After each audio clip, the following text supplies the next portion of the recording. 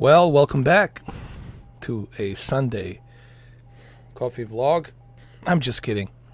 It's a Sunday flying stream. We're going to be using TBM 930. We're in Miami with a live feed Microsoft Flight Simulator, real-time live dynamic weather with a real-time live ATC, air traffic control. And this airplane is one of my favorite airplanes due to the fact that it's a single turbo propeller engine, single turboprop engine, and it's really fast. This thing has 850 horsepower. That's pretty good for an airplane like this. And I know a guy who actually owns one of these, and he says to me every time I ask him, "Hey, dude, how's that airplane, TBM 930?" He goes like, "You want to go for a fly?" To be honest with you, I'm just kind of chicken shit to go because he does these maneuvers. I said, "No, I'm good. I believe you." Because I don't know, man. I always have this feeling like, flying, someone else is flying me and they're doing these maneuvers, like I don't feel comfortable. But he told me that this airplane, it's pretty darn powerful. When he talks about maneuvers, certain things like moving to the right, moving to the left, obviously he has to get in touch with the ATC. ATC has to approve it for him to make, certain adjustment on where he wants to go. But along the coastline, sometimes he would do those maneuvers, go right, go left. And I just like not into that, man. So it's he has an airplane in a hangar in Pompano Beach. There's a Pompano, small little private airport there, Pompano Beach, Fort Lauderdale. And he always begging me, "Hey, dude, you want to come for a fly?" I don't know. I might do it, dude. I don't know. Maybe I'll take him up for it and do it and just document the whole thing. But I don't want him to do any maneuvers, like taking up to the skies, climbing the higher altitude once is authorized by ATC, and then decreasing the altitude once is authorized by ATC, and then making these sharp maneuvers once is authorized by ATC. So I don't want to throw up. Anyway, what's up, Karsten Jensen? Hey, how are you, man? How you doing? So let's go ahead. Let's take off. This airplane, it's a doozy. You're gonna feel it, I guarantee you. So let's acknowledge this. Let's acknowledge everything. Everything's good to go here. We're sitting in the back seat. I figured it'd be kind of cool for you guys to sit in the back seat and kind of see it from this view, like a full widescreen view. This is exactly the weather right now that we are in Miami. It's cloudy. It's showering off and on, off and on, off and on. And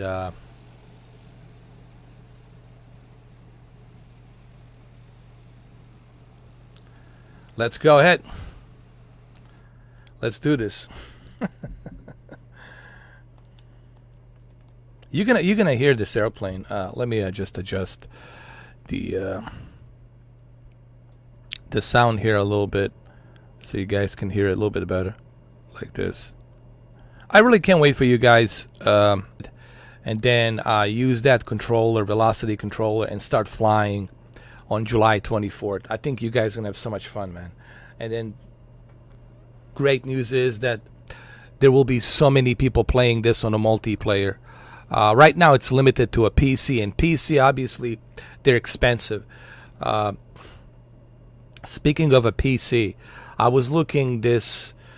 I was looking for this one GPU for my friend Rachel. It's a triple fan GPU, and guess what the price is? It's a 5700 XT. It's not even the current latest, the greatest generation GPU. That's $3,000, $4,000, $5,000, $6,000. This GPU 5700 XT with a triple fan cooling. Guess what the price is on the Newegg? Guess what the price is? $2,000. At this point, I'm going to say this. At this point, I'm lucky that I built my 3 PCs and I have my gaming laptop. I'm very lucky. I consider myself very lucky. But my God, my goodness gracious, it wouldn't even occur to me to build a PC in the current state of situation that we're in, with these scalpers buying, reselling. This is the worst time, guys. I'm going to tell you right now. Buy yourself a console. It's a better deal. Or get yourself like a 600, 700 semi-decent gaming laptop for like $750 or $800. Get yourself a gaming laptop for $800. Building a PC right now, it's unacceptable. Looking at the GPU price tags, looking at the CPU price tags, looking at the motherboard, looking at the memory RAM, looking at the power supply. Guys, you might as well put a down payment on buy a condo. I mean, Jesus. Or buy a new car, brand new Cadillac, SUV, or whatever. Or brand new Yukon, or brand new truck, what have you. This is ridiculous. Okay? This is the worst time in history of PC to be building a computer. It's like it's unacceptable. I'm just going to say it before we start flying. It's unacceptable. So you're better off getting yourself an Xbox Series S or Series X or PlayStation 5. Or a gaming laptop. A small little gaming laptop.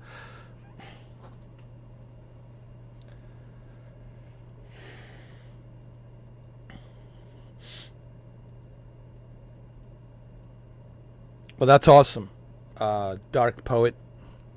You need to you need to pre-order Velocity controller.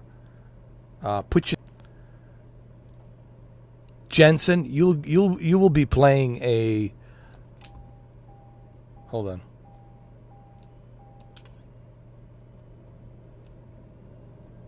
You will be playing a flight simulator for $300. The cheapest. That's going to be the cheapest way for you to play a game like this. Buy yourself a Series S. I'm telling you. And you're still going to have money left for Velocity controller. So for $600, you got yourself a Series S and a Velocity controller.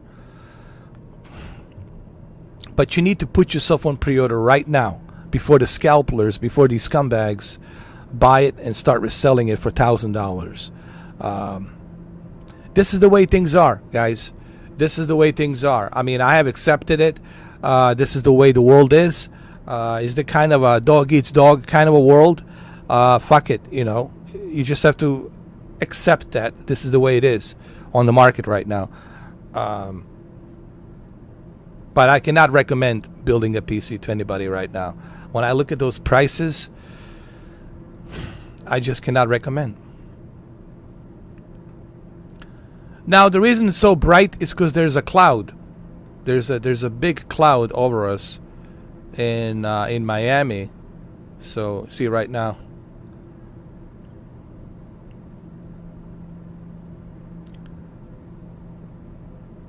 And it's very foggy with a lot of cloud density. A lot of cloud density here. And we're in the back seat. I simply love this airplane.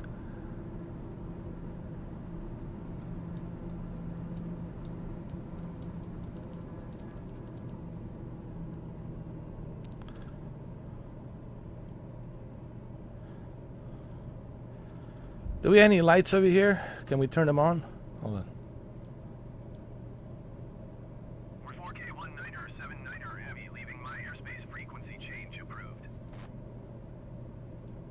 We got some lights. That's good. Tower MRFOURKAY 19er 79er heavy frequency change. Miami approach MRFOURKAY 19er 79er heavy is type Donho TBM 94 miles northwest of FT Lauderdale 2,800 feet. Request clearance to transition Charlie airspace. I have tried this in virtual reality, and when you put in a virtual reality headset, this feels like you really feels transported exactly inside this cockpit. Like you can't help yourself but just feel like you are transported into this cockpit.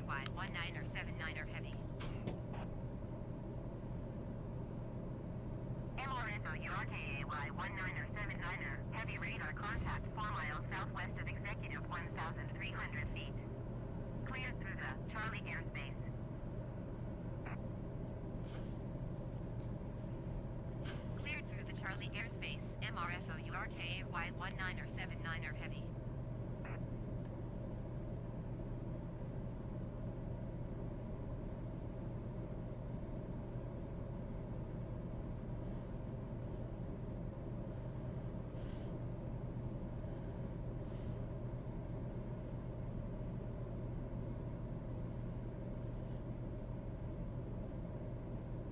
There's the airport that we took off. You see, you can see it from the right side.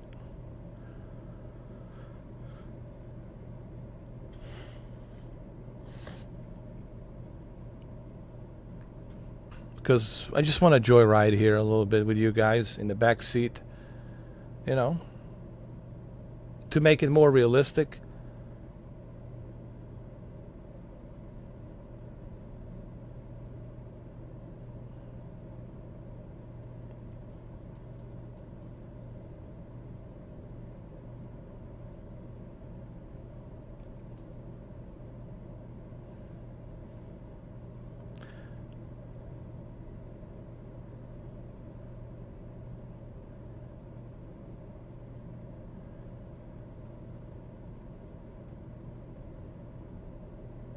I can't even wait to see how this is going to look with Dolby Vision. If you guys love Dolby Vision, get yourself Amazon Fire Cube. Listen to me. Get yourself Amazon Fire Cube. Amazon Fire Cube supports all of the above as far as the applications, from HBO Max, Disney Plus, Netflix, Apple TV Plus, you name it. They support it all. On top of the Amazon Prime and what they have on the Amazon Prime. So if you get yourself an Amazon Fire Cube, plus you can play Luna in Dolby Vision. Get yourself Amazon Fire Cube. It's a true Dolby Vision machine with a Dolby Atmos support. So if you love Dolby Vision, I'm telling you, get yourself a Fire Cube. Especially if you have C10 OLED by LG, or if you have E8 LG OLED, you need to get yourself Amazon Fire Cube.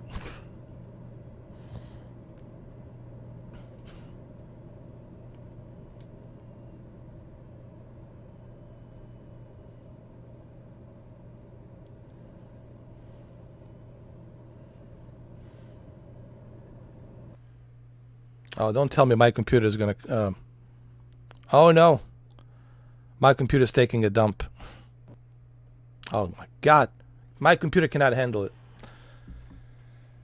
Oh, Lord. I guess we're going to have to do it like this. Hold on. Yeah, man, we got to do it like this. My computer cannot handle it. It's taking a dump. Hold on.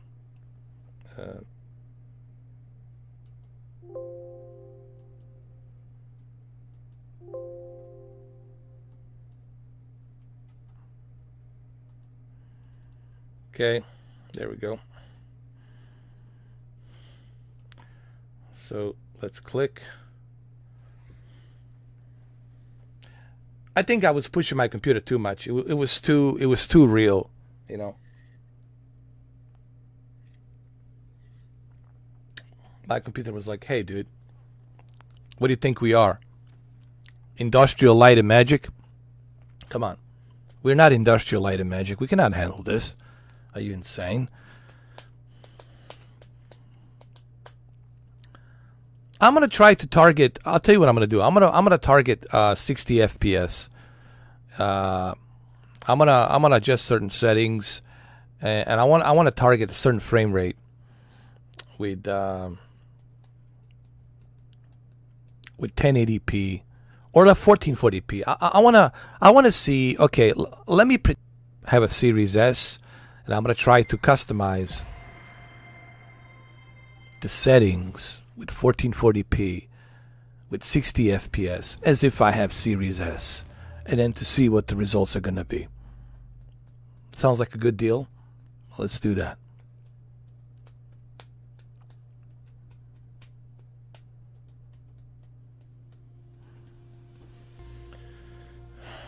By the way, Karsten, I haven't been on cloud services in a long time. I haven't been on Stadia, Luna. I mean, people have been asking me, am I on Google Stadia? I said, I'm still active on Google Stadia. I still have my Google Stadia. But I don't know. I haven't been there, and I don't really, honestly, I really don't know if how long Google Stadia is going to stay active, you know. There's a bunch of games they're not getting. They're not even getting Formula 2021. Like, a lot of these developers going to drop Stadia. They're not going to put their games in Stadia. I think Stadia, I don't know if it survives this year, by the end of this year. I really don't know, man.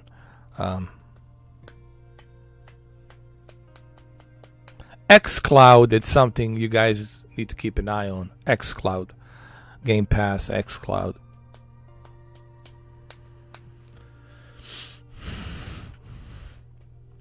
Because I've been getting a bunch of messages. People have been asking me, well, what happened to the cloud? Well, not a whole lot happening with the cloud. It's kind of stalling right now, especially with the Shadow. Shadow is not moving anywhere. They filed for bankruptcy. They filed for bankruptcy because they couldn't maintenance and pay all of that equipment that they were using to build the servers. And they weren't getting enough money to maintenance and pay those servers. So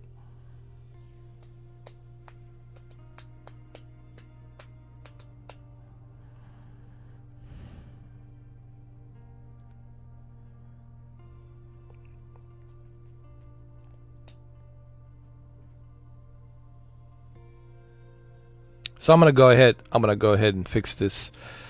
I'm gonna pretend, like I said, as if I have Series S GPU and CPU, and I'm gonna try to adjust 1440p, because what I have heard is that Series S will be able to handle 1440p 60 FPS, which is not bad at all, dude. Listen, if you have a Series S and you have this game running at 1440p on Series S, that's not bad, man. That's not bad at all. That's actually pretty darn good for a $300 console. Keep that in mind. It's $300. That's a steal. And only Phil Spencer, it's allowing you to do that. Series S, it's available through Walmart and other places, a Target. You can walk into a store and get one. Like, you know, shouldn't be a problem getting one, honestly. I saw one the other day. It was sitting stacked up. They got plenty. They got back to back every other week.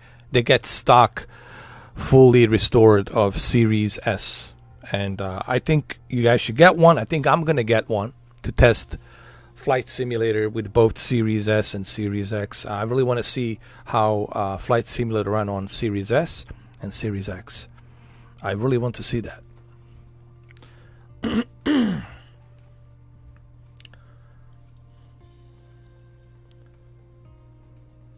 So let's go ahead and let's do this.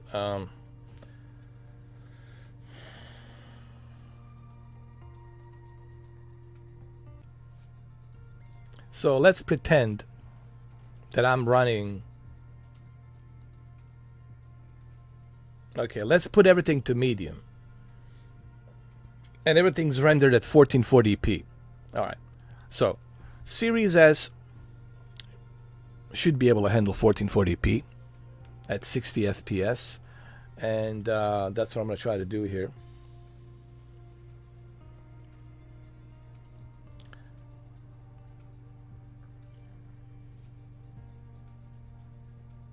We'll use the FXAA. Okay.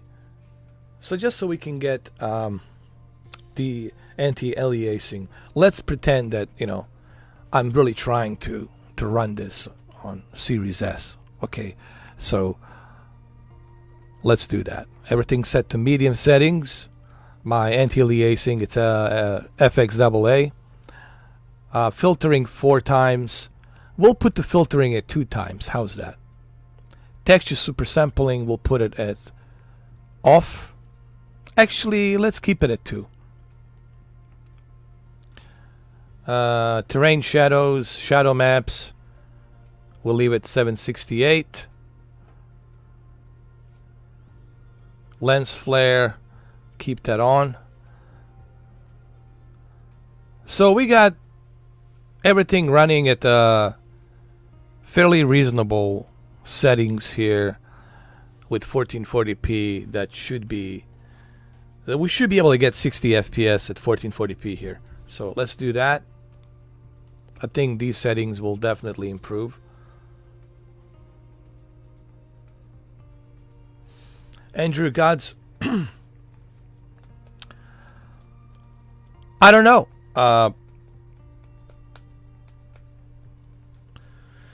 I think they should be able to hit 60 FPS. I think they should be able to hit 60 FPS. 60 FPS, so I don't know.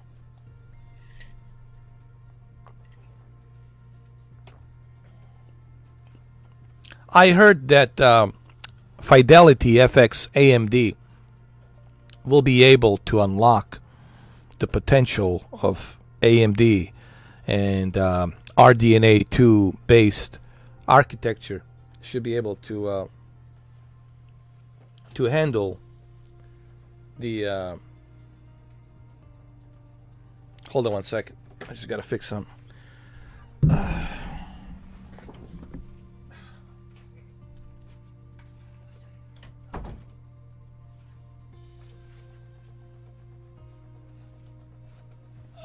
Hold on a sec.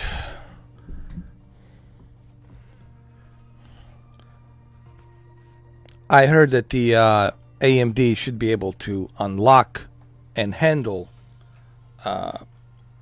and push the power of RDNA 2 architecture and FX Fidelity to run some of these games at 60 FPS.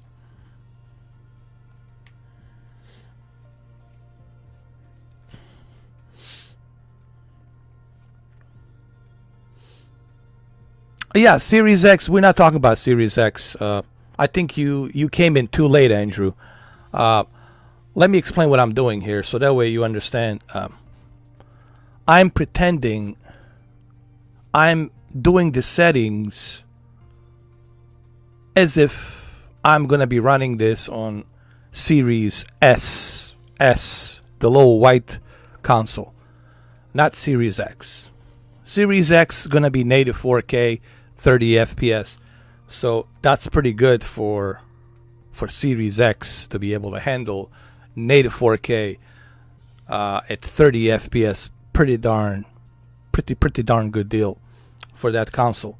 What I'm trying to do here, I'm trying to pretend as if I am adjusting the settings for Series S and that's why I'm moving everything to 1440p. If you look at these settings, if you pay attention, Andrew, if you look at these settings, you can see that everything's put down to the medium. My anti-aliasing's put to FXAA, and my texture filtering's put to 2 times, and my texture super sampling's put to 2 times. The shadows have been shadow maps have been decreased to 768, and terrain shadows has been decreased to 256. So as you can see, everything is set to like medium settings, and with a medium to low settings, with a rendering scale of 1440p and full screen resolution 1440p, which is the native. This is a rendering resolution 1440p that's going to render everything that's happening on the screen, and then the full screen resolution at 1440p native. So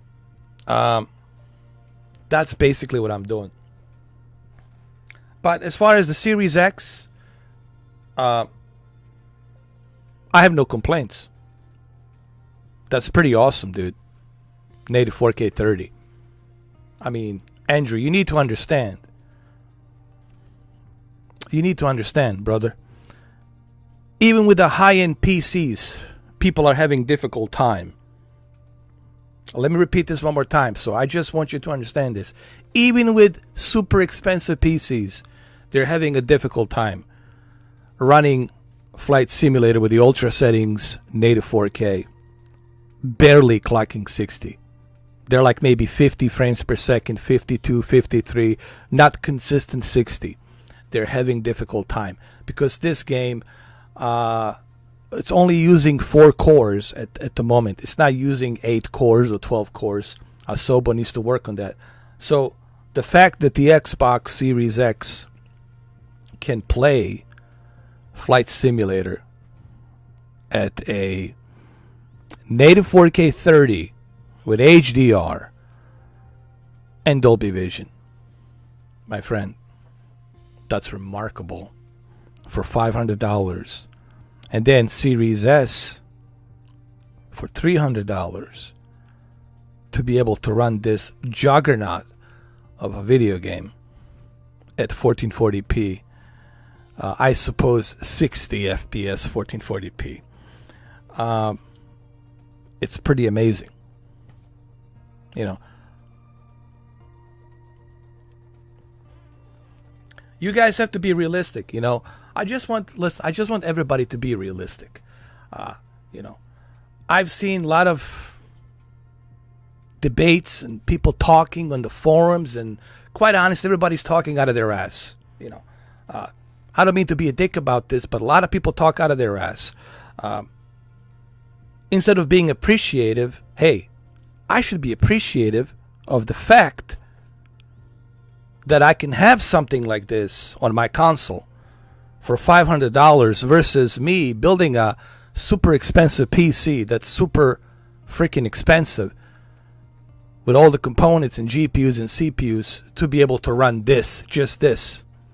So I'm looking at it from that perspective, guys. I'm not trying to be a dick about this. I'm just settings. Let's pretend that this is a Series S with all of these settings that I'm using, and then let's see what kind of performance am I gonna get.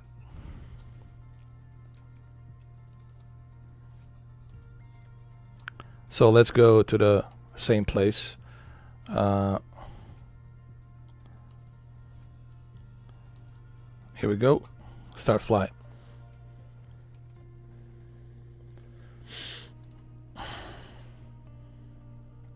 I should be able to get 60 FPS here.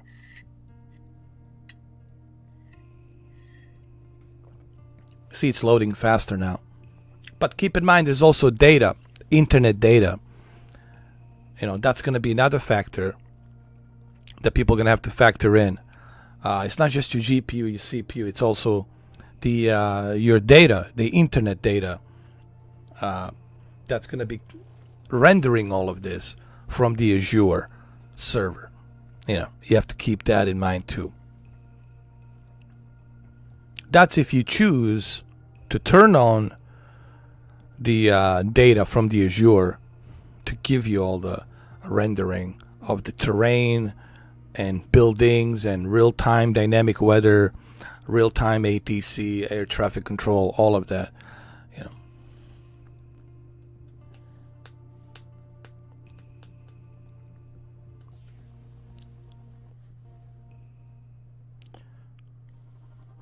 Tower MRFOURKAY19er, 79er, heavy ready for straight out departure at runway 28 right.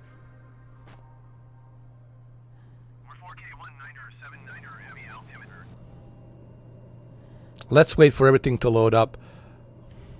You see, we got 60 FPS here. Now, depending on my internet, right?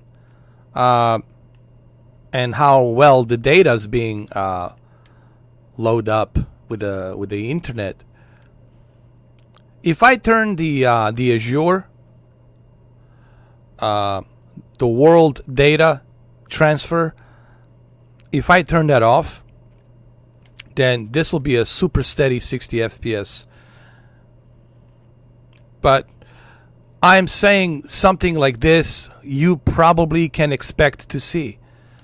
Something like this, 60 FPS, 1440p, you can expect to see on Series S. This is not far-fetched. This is not like something that's not plausible. This is 100% plausible. And I could easily see a Sobo team doing this with the Series S, you know. And for a $300 console, for you to be able to do something like this at 1440p, 60 FPS, guys, I mean, what more do you want? A console to be for free? You want everything for free? I mean, I don't know, what else do you want? No one should complain. I'm gonna buy Series S just to check this out, just to see what's possible with a flight simulator, and then combine it and compare it with the Series X to see on July 24th how well Series S and Series X flight simulator runs.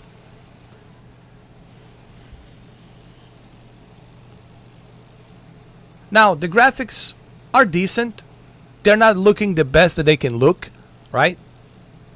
I know that this can look better, but hey, it's still good, and we're getting 60 FPS. That's my whole point. So let's go ahead. Let's take off. Let's move up over here. My favorite spot in the back seat. And let's do this.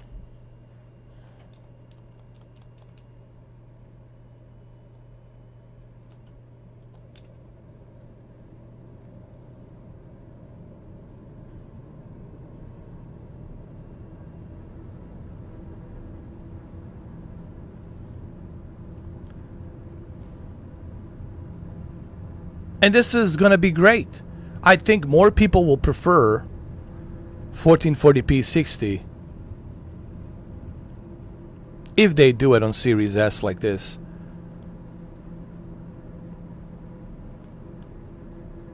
Then 84K 30. And honestly, what I just did here, I'm not kidding. What I just did here, guys, this is very, very easily possible with Series S.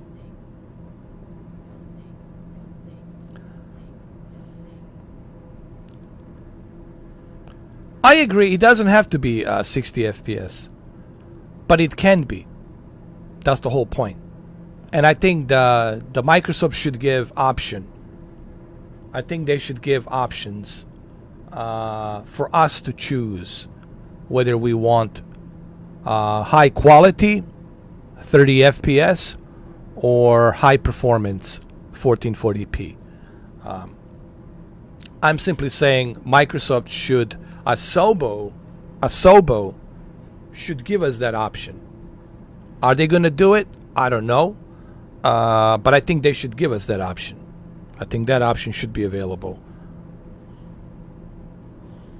I mean, this looks great. Looks almost real. We're 4K 19er 79er heavy, leaving my airspace frequency change approved. Tower MRFO URKAY 19er 79er heavy frequency change.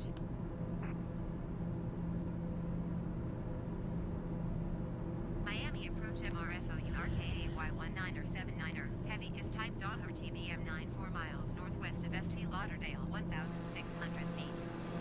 Request clearance to transition Charlie airspace.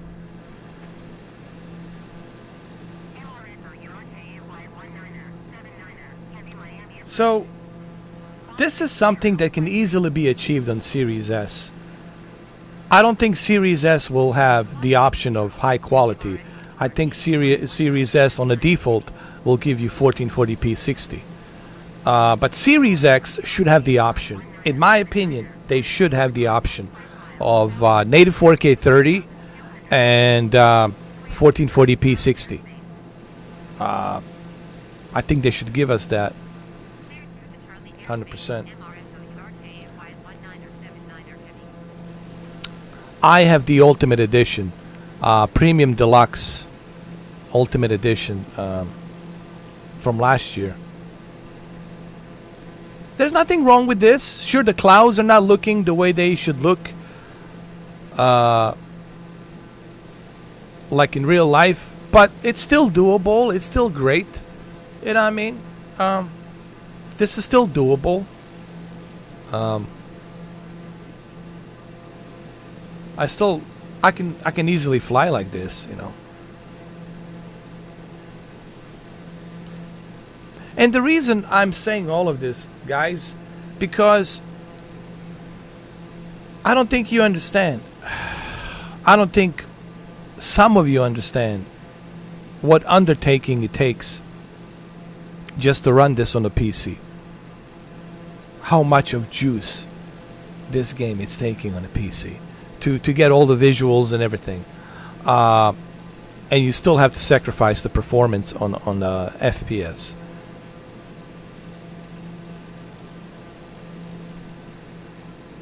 Especially today, I went to Newegg, Andrew, to check and see how much 5700 Radeon XT GPU it's running for the triple fan edition. You know, the one with the triple fan, the aftermarket with the better cooling.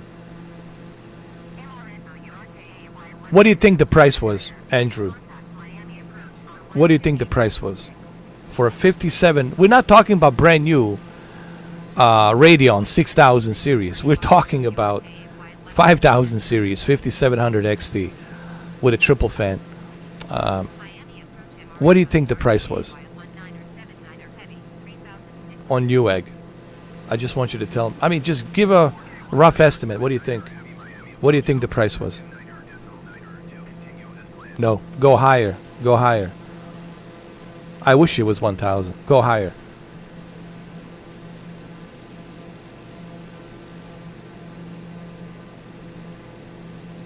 You got to go higher, Andrew. Go higher. Higher, higher. Go higher.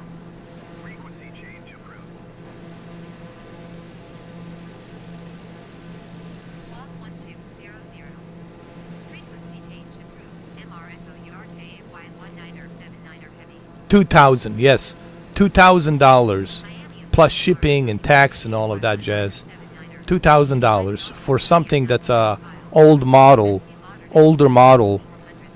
RDNA 1 5700 XT with a triple fan cooling. $2,000, dude. 3,000. That's a $3,000. You're looking at 2080 Ti. $3,000. You're looking at 3060 NVIDIA. 3060 and 3070. It's $3,000, and that's the cheapest. Listen, Uh, 3070 and no 3060. 3060, it's $3,000, and that's the cheapest. 3070 is $3,800, and that's the cheapest. Usually go up to $4,000 to $5,000. 3080s, I've seen around 6,000 euros. I've seen around $7,000. Listen, man, don't even bother building a PC, guys. I'm telling you, it's fucking ridiculous. It's fucking impossible. I am so glad, and I'm so lucky that I had my chance, that I had my fucking chance to build my PCs for the money that I built it with. But right now, if I didn't have a PC, I would never think about, it wouldn't even occur to me. It would never occur to me to even think about building a PC. That's just GPU. You have to spend several $1,000s. Just the GPU. Let's not talk about CPU. Let's not talk about motherboard. Let's not talk about the case. Let's not talk about the monitor. Let's not talk about the power supply. Let's not talk about the SSD. Let's not talk about the memory RAM. Bro, let's not talk about the cooling. Air cooling or liquid cooling. Thermal take. You're looking at $8,000, close to $10,000. I'm not kidding. I'm not fucking kidding. I'm serious as a fucking heart attack. This is the worst fucking time in the history of PC. Listen, go to cloud gaming, buy yourself a Series S console, or even a PlayStation 5 Series X. But man, the other alternative, it's unbelievable. It's unbelievable. Just go to Newegg, go to Amazon, and you're going to see what I'm talking about. It's unbelievable.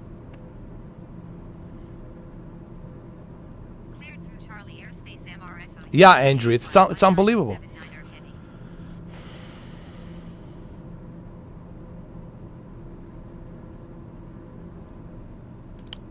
Well, I can do that. I can do that right now. Actually, it's a good point. That's a good point. I want to turn it off. Where is it?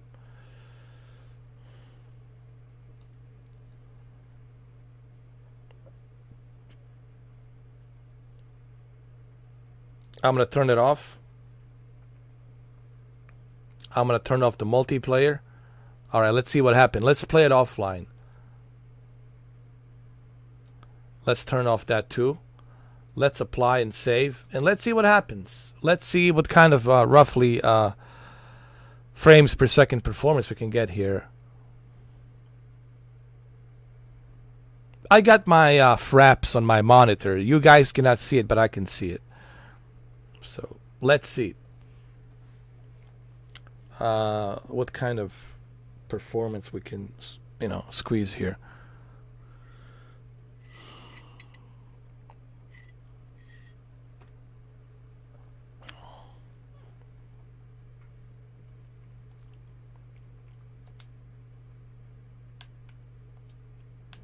Oh yeah, super fast, man.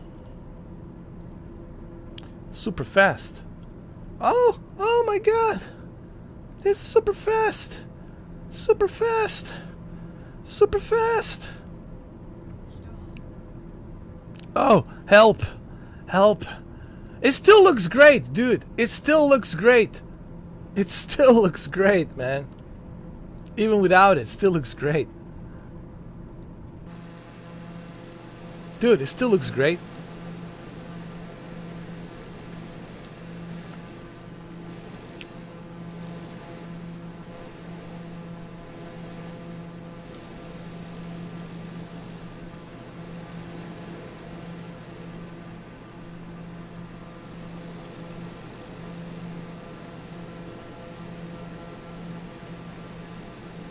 Still looks good. Even though I turned it off.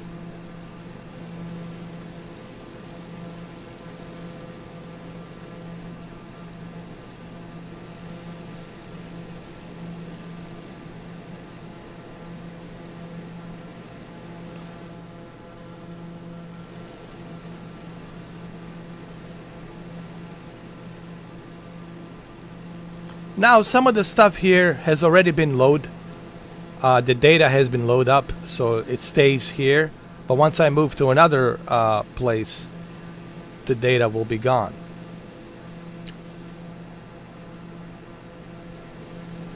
But still looks great. 60 FPS. Now the question is, do you need 60 FPS? For this game, it's not necessary because it's a sightseeing. You know, you want to check the world. You want to see the world. You want to appreciate the detail. But again, I like to have that option. I think they should give us that option, 60 FPS. I think that option should be available. You see over here, the data is gone. So over here, now we're getting to 3D rendering.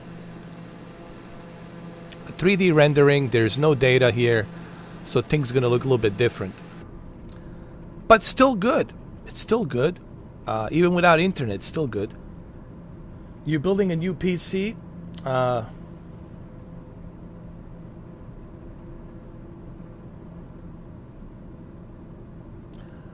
Yeah, man, listen, bro. Unless you know somebody who wants to sell you a card for like a really good deal. I said the same thing to Rachel.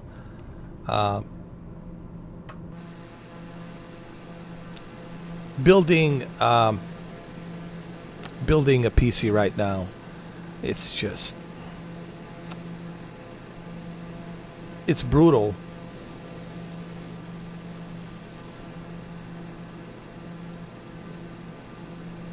So this is how it looks without the data. This is what you're getting. And this is what you used to play back in the days. Flat surfaces like this. This is what you had back then. But the idea is not to play it like this, you know. The reason you're jumping onto the flight simulator, it's to play it with the data. You know what I mean? Otherwise, you shouldn't even bother upgrading to flight simulator. You know, you could have just used the current flight simulator from flight simulator 10, and just play the flight simulator 10. I mean, it's not bad. You know, it's not bad. It's doable, but it's not 100% accurate. This is not an accurate portrayal of Florida. This doesn't look like the Florida I know. It looks like prehistoric Florida with dinosaurs roaming around or something. Yeah.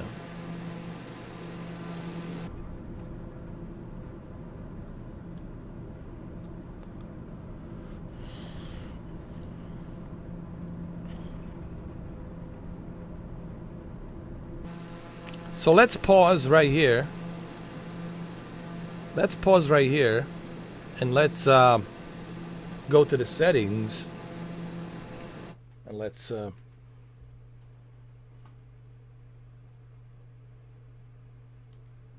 turn on the data. Turn it on. Turn the multiplayer on. And let's see what happens. Let's see the drastic difference.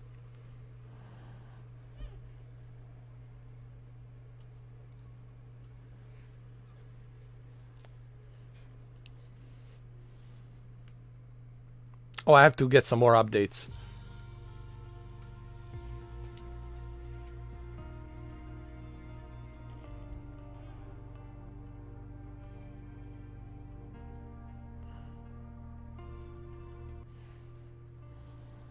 There's some updates I need to download.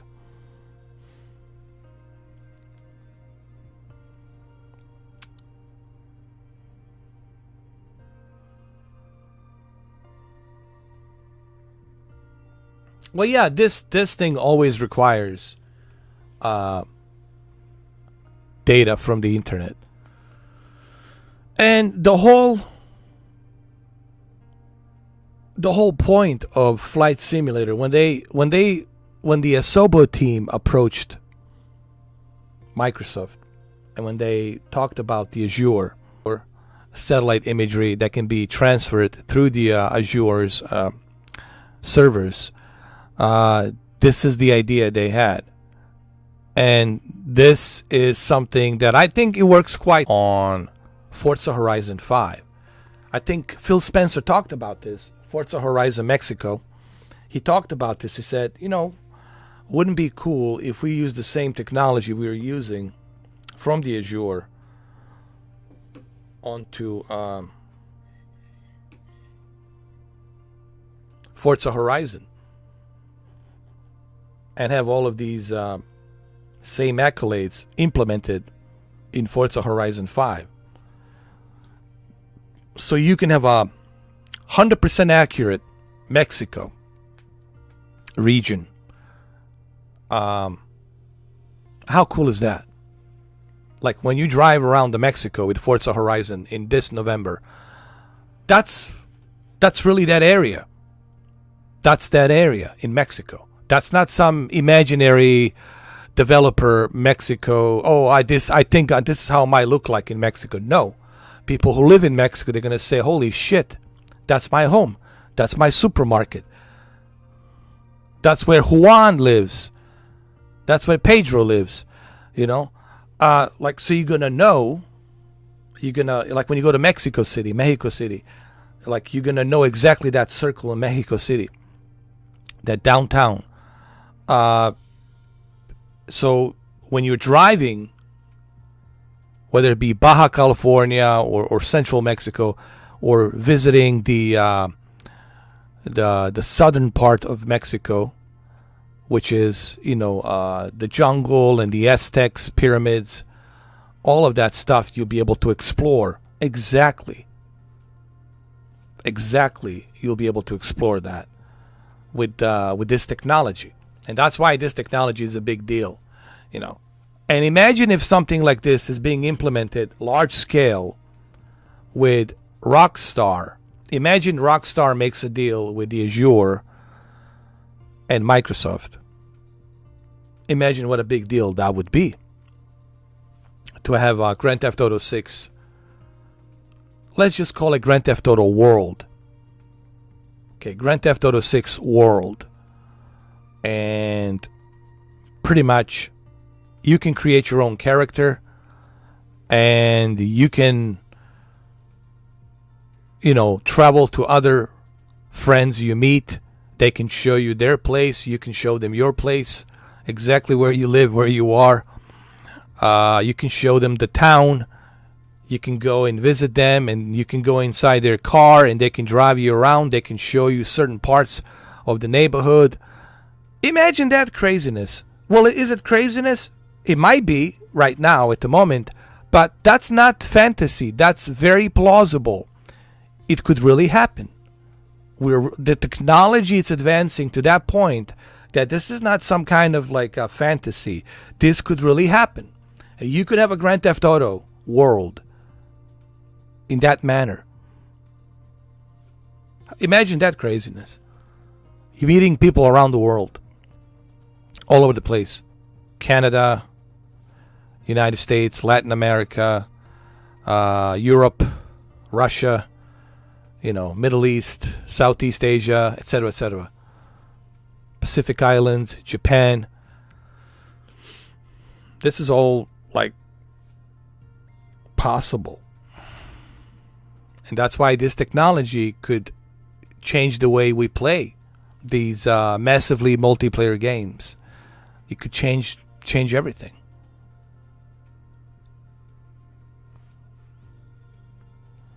I want you to think about that. This is something that could easily happen. And if the Rockstar is not thinking about this, then shame on you, Rockstar. Shame on you.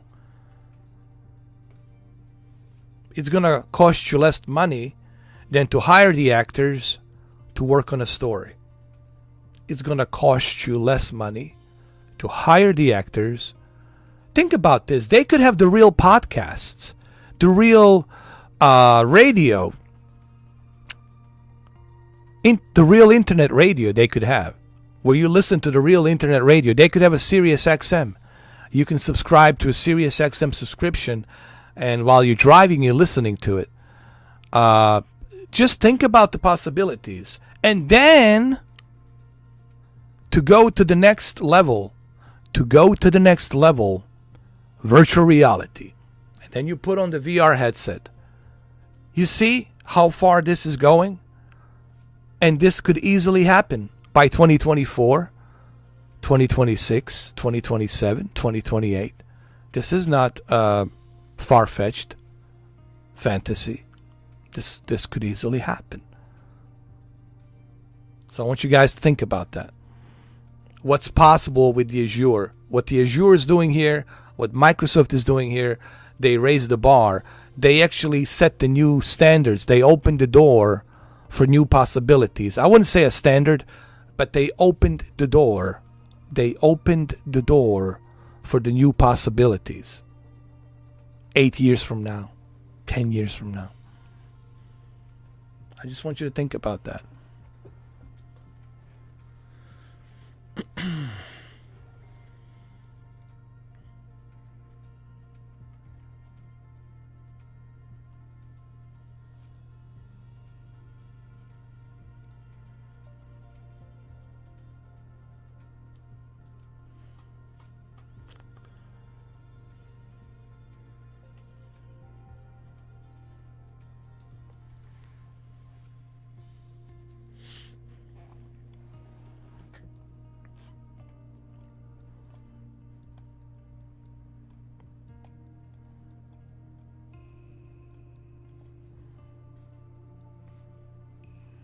You see how much faster it's loading when you have the data decreased, the graphics decreased, how quickly.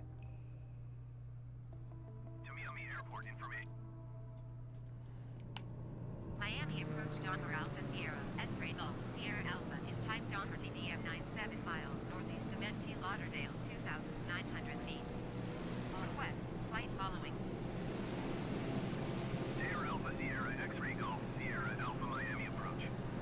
Squawk 7026. Squawk 7026 Donner Golf, Sierra Alpha. Sierra Golf Sierra Alpha radar contact 6 miles northeast of FT Lauderdale, 1,700. Now, once the internet becomes better, once the internet, 4 years from now, 8 years from now, the fiber optic and less data use, once the internet becomes, that good, then these possibilities will be reality. What I was just talking about. This is all going to be a reality. It's not going to be a possibility. It's going to be reality. Because technology will advance. I know this is difficult for you guys to understand. I know. I get it. I'm kind of moving really fast. You guys can keep up. That's okay. I understand. But what I'm simply saying is technology will advance. And this is only going to get better and better and better. Basically, weird freaking magic. You basically, we ain't seen nothing yet. How about that? Like, we ain't seen nothing yet. Like, really, this is all dog shit. We haven't seen nothing yet. As to how far technology is going to advance 8 years from now, 10 years from now. Like, we haven't seen jack shit, pretty much. And I know it's hard for you guys to believe that right now, but 10 years from now, if we are all alive and well, we will see it.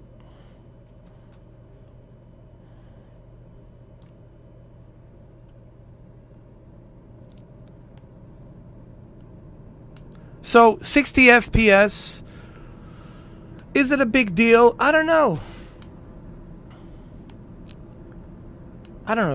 Is it necessary? Can I live without it? I mean, it's nice. It is nice. But is it necessary?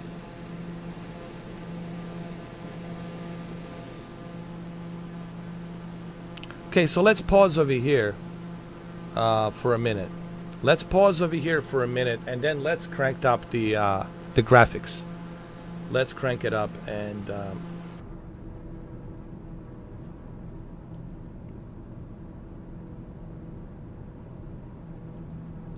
let's do that really quick.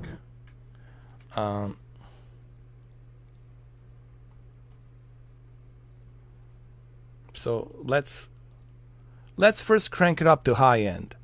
Let's leave it at high end. Let's see how far it goes as far as the frames per second. Okay, so now it's at the high end.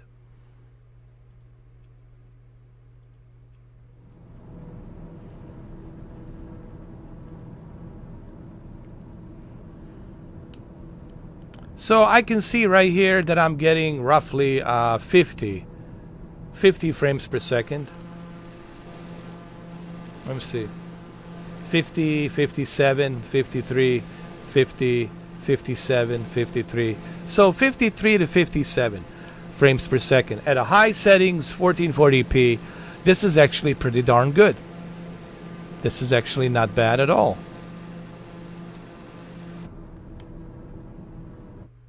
This is not bad at all. Let's adjust the clouds here a little bit. Just a little bit.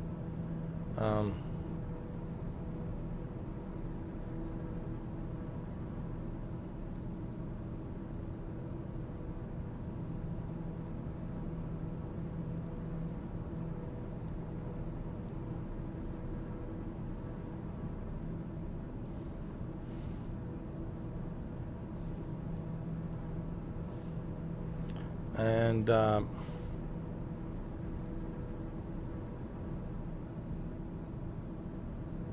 let's do this, and let's get some lightning.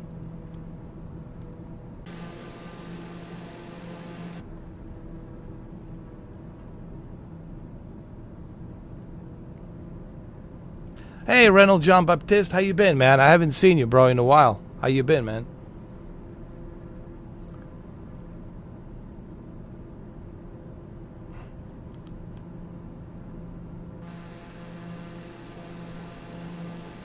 Hold on, let me see.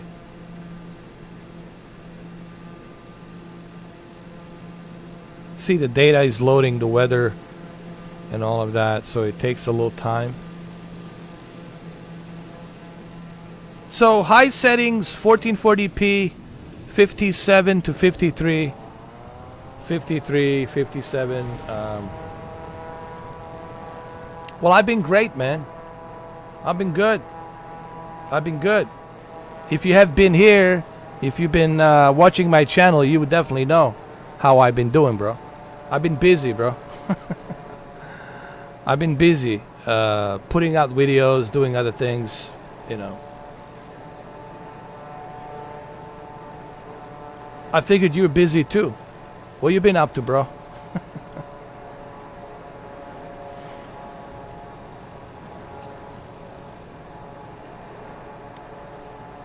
I got fully vaccinated. Was it last week? I finally got fully vaccinated, man. Got my second shot of Moderna. That was a doozy. I felt a little bit, you know, a little bit of a fever, a little bit of pain in my arm, but I was pretty good after 48 hours. After 48 hours, man, I was like brand new. Well, that's good to hear, man. You were working busy. That's good. Same thing here, man. I've been busy. Busy, bro. Busy like a busy bee. So 1440p at the high settings seems like a desirable sweet spot for a PC at the 57 to 53 frames per second. We're not at 60, but we're hitting 53. So 53 frames per second to 57 frames per second. This is pretty good, I think, in my opinion. I think this is a sweet deal that you're gonna get.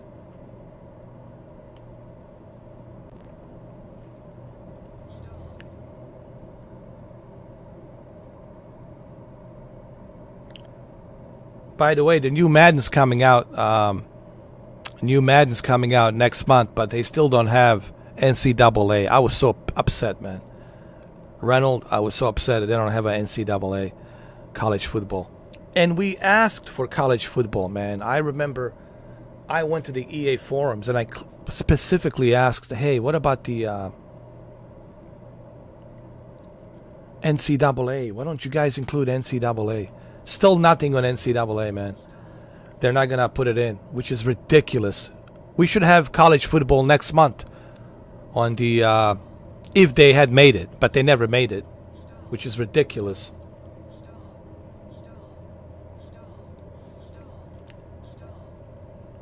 EA Sports.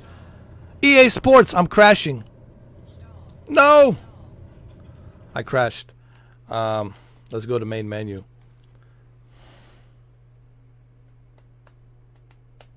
Oh, you had your Pfizer. I think Pfizer and Moderna are pretty much the same.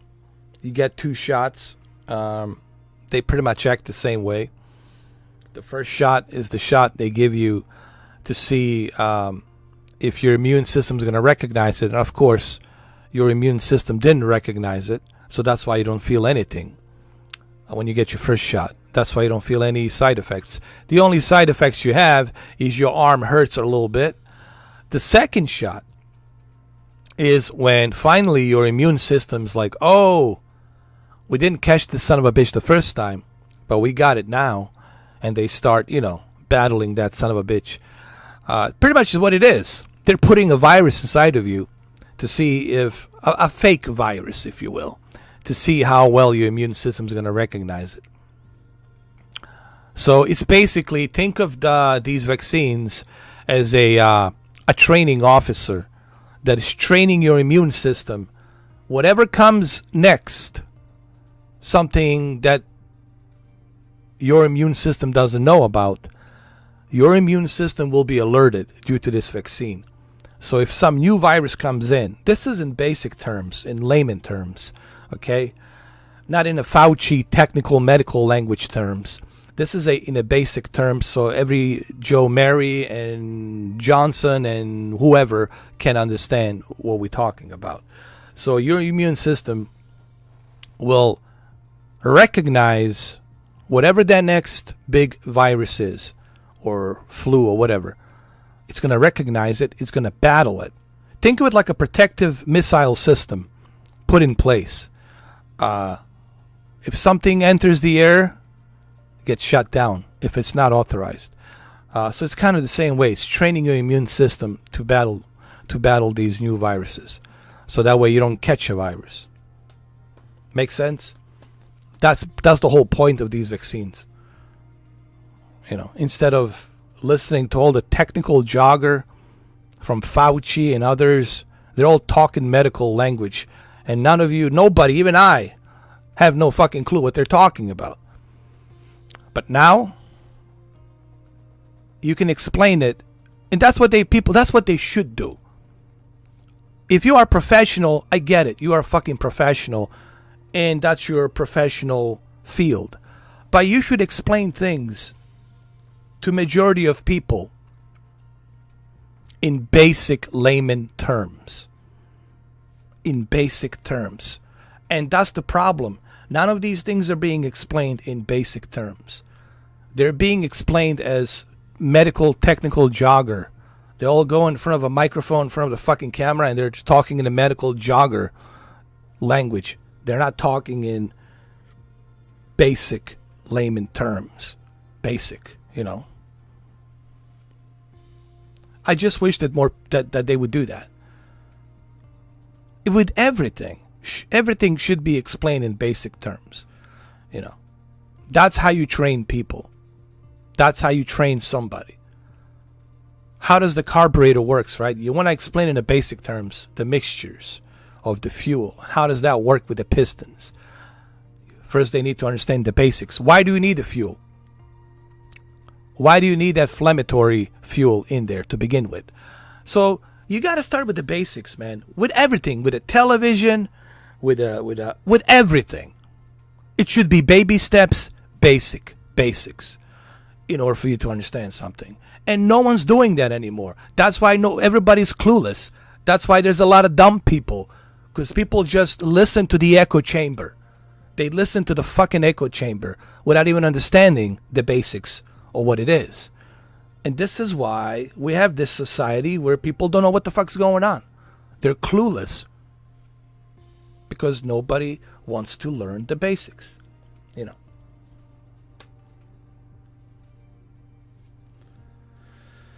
Thank you, Exomidi, Treasy Exomidi. I'm glad it helped out, man. I got a lot of fucking shit for that video because of roaches. I was simply saying that there was a one roach in there. And yes, sometimes they go inside the heat in your electronics. They are inside. They do creep up inside. We're talking about a small roach. We're not talking about a big one. Those are the cockroaches. Those are the big palmetto bugs. They cannot fit inside a fucking electronic. Those are big ones. They're fucking huge. And they can fly. We're talking about, big antennas, the big fucking, you grab them, they're big. And got a big hairy legs too. Those are the palmetto bugs. They're big. I'm talking about small little roaches. Small little fucking roaches I'm talking about.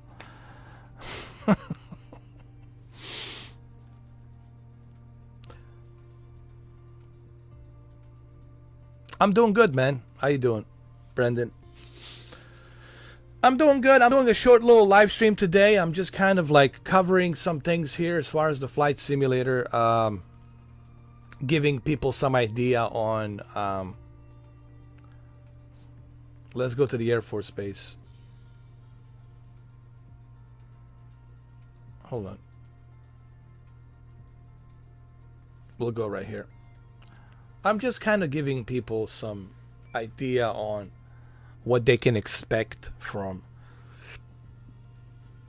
Flight Simulator on Series S and Series X. And I'm also giving some different types of settings here. What type of settings to use with a Flight Simulator and all that, Yes, we were just talking about that. Native 4K 30, that's pretty amazing, dude. And then Series S 1440p 60, that's going to be amazing as well. For Series S, for a $300 console, man, that's like, doesn't get any better than that, All right, not sure what airplane to use here.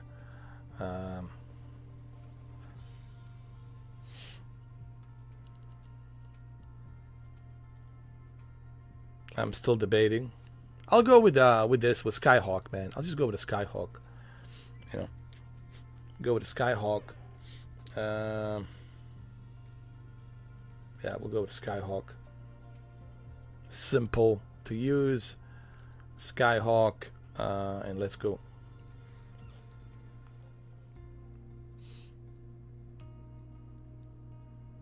Why are you removing your message, Brendan?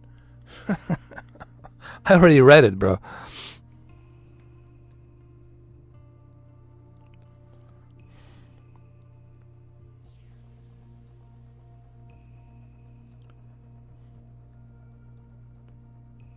You see, at 1440p high settings, it even loads faster.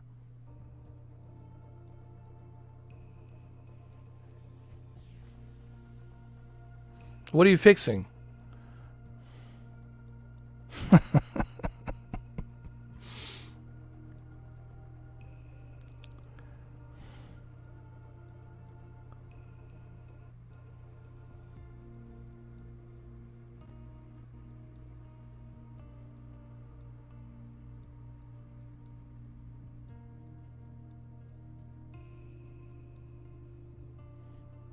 I don't see anything wrong with what you said. I mean, you asked me how am I doing. I said I'm doing, I told you what I'm doing. And then you said you're excited about Series X. And I said, yeah, native 4K 60 will be, native 4K 30 will be awesome. It's going to be great on Series S as well with a, 1440p 60. But anyway, okay, fine, you know. But I'm just not sure what you're fixing. I find it kind of funny, though. You didn't say nothing bad. I mean, yeah, it's still kind of funny, though. Yeah. But anyway, I'll fix it, man. Yeah.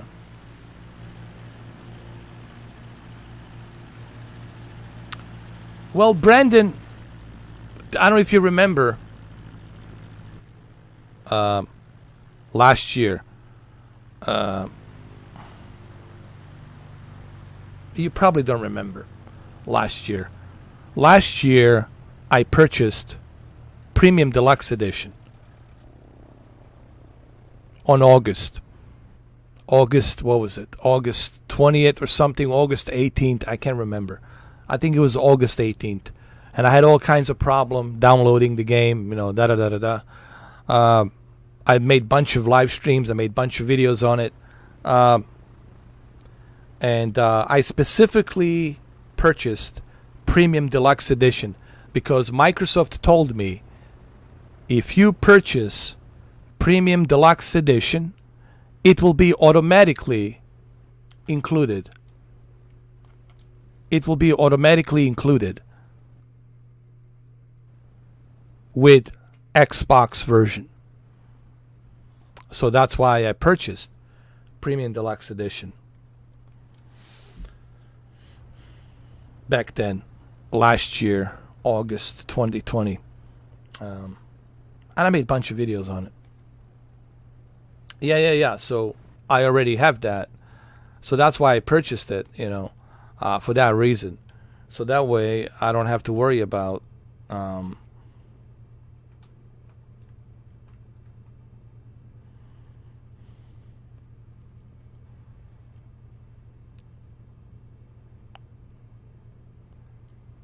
going through the anguish of purchasing it again and again. And that's the beauty about the Microsoft ecosystem. When you purchase something once, it's compatible on both the Xbox Series X, Series S, and the PC. So you can play it on all two systems, or all three systems, PC included. So that's the beauty about that. I'm currently having a problem with my PC running this game. I don't know why. It's freezing a lot. I'm not sure what the dealio is. It's freezing a lot.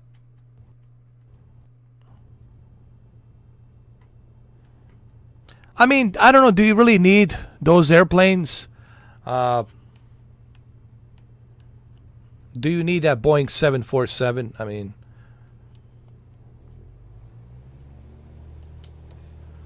that's the question. Do you need that Boeing 747? That is the question, my friend. My friend. I think my priority right now is getting the Turtle Beach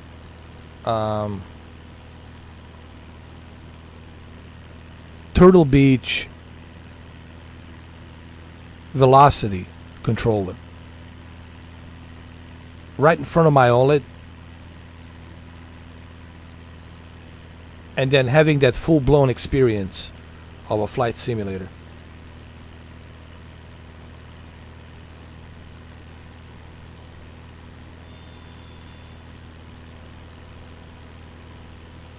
I think we're in Colorado. I believe this is Colorado, and this airplane is really not meant for high altitude.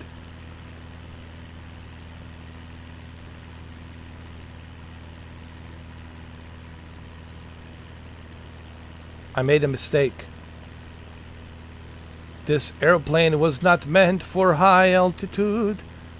Let's bring in some snow or something. Hold on.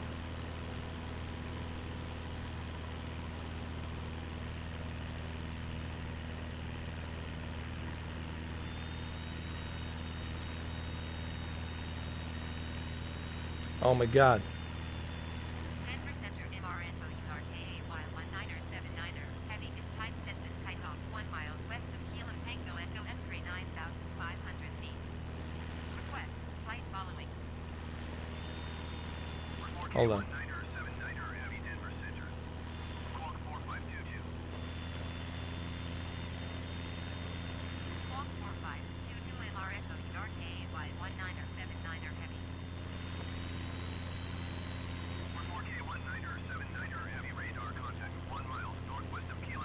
Jesus. This is a mistake. I should have taken this airplane. It's a high altitude Rocky Mountains. Rocky Mountains high. I should have taken this airplane. I'm gonna crash like John Denver. And possibly I will die. God.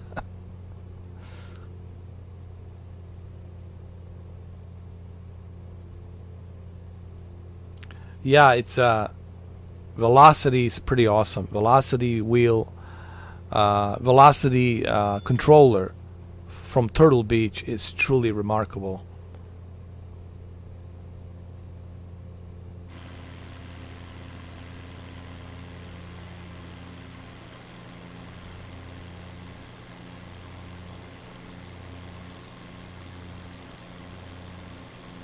I know, Mr. Guitar.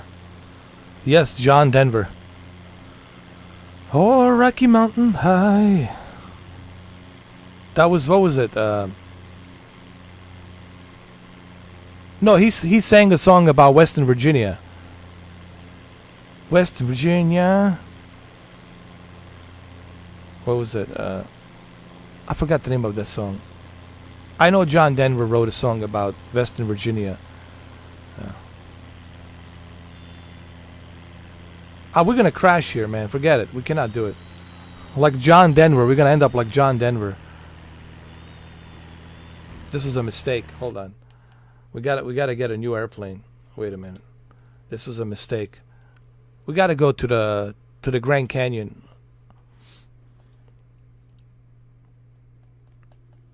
What was that song? Country Roads. Yes. Country Roads. Western Virginia.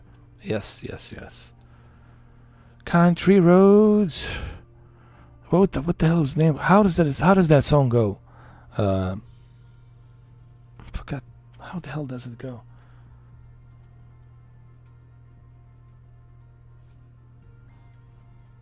I know that's the song. It's about Western Virginia. Country Roads. Take me home, country roads. Yes, that's what it was. Yeah. Country Roads. Yes. I think I remember it now.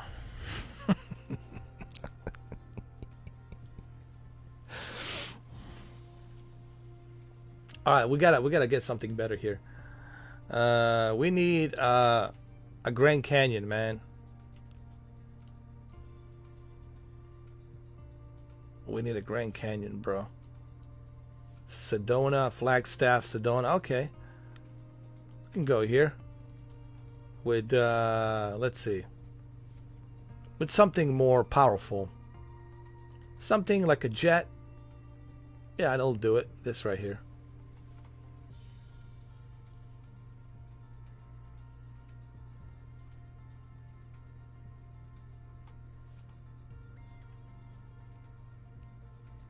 There we go. This is going to be good.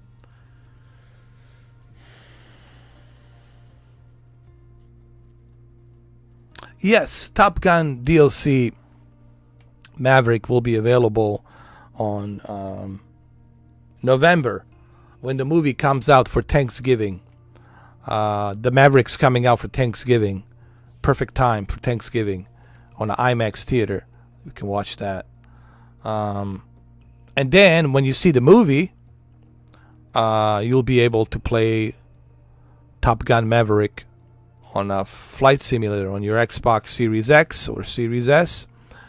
And I think you will have an option of watching Top Gun on the Paramount Plus or IMAX theater.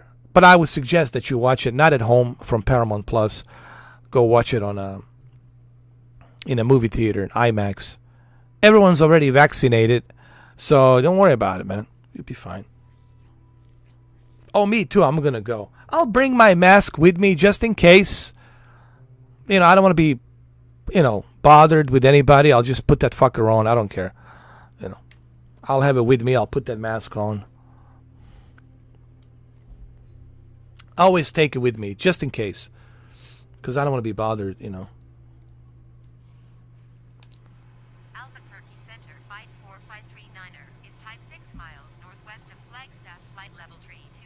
Hold on. Request flight following. 54539er Albuquerque Center. Squawk 4411. Squawk 4411539er. 539er radar contact 4 miles north of Flagstaff flight level 29er 5. Roger, Pipe Tree, Niner.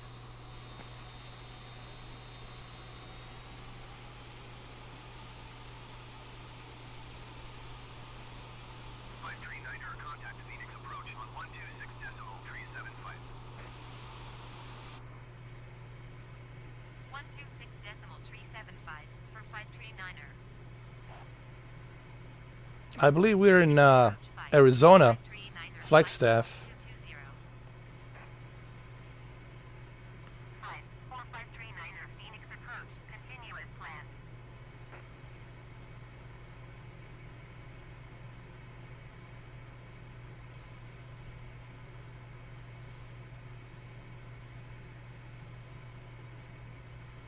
Oh, you're watching me on my phone? That's awesome, bro. It looks pretty good on phone. 1440p, right? Not bad. Not bad at all.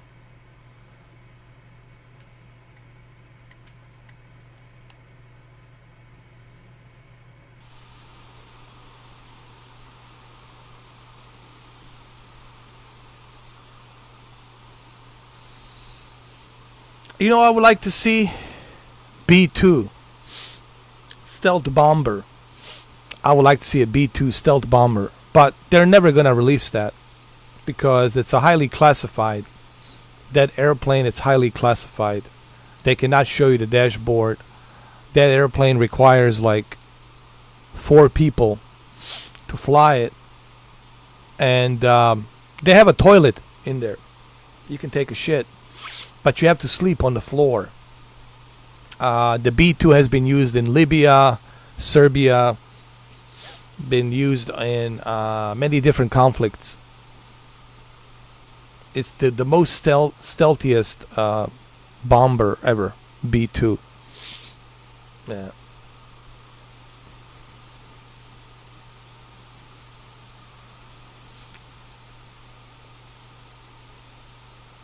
No, for real. Like they have to. The B-2 stealth bombers are in Missouri, Whiteman Air Force Base. They keep it there, and it's highly classified. Like you have to go. There's a little steps that come underneath. You have to go underneath. You have to climb up, and the thing looks like a triangle, like a what you call it? It looks like a pyramid UFO when it flies, you know.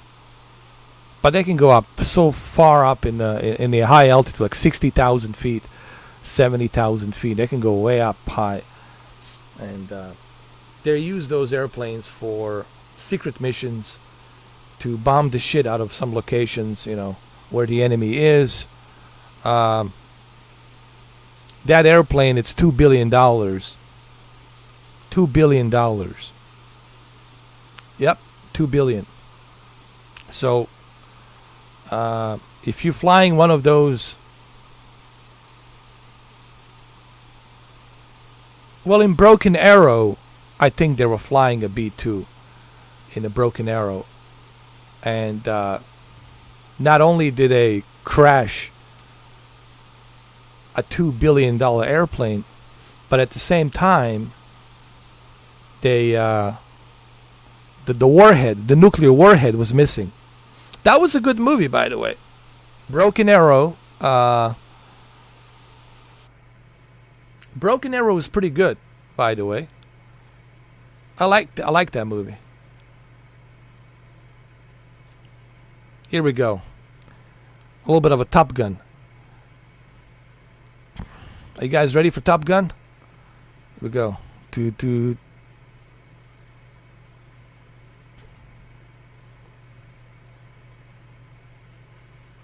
By the way, this airplane is not that super fast, but it'll get the job done.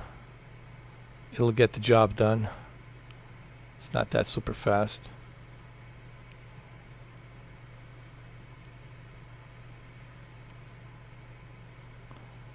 This is more like a joyriding.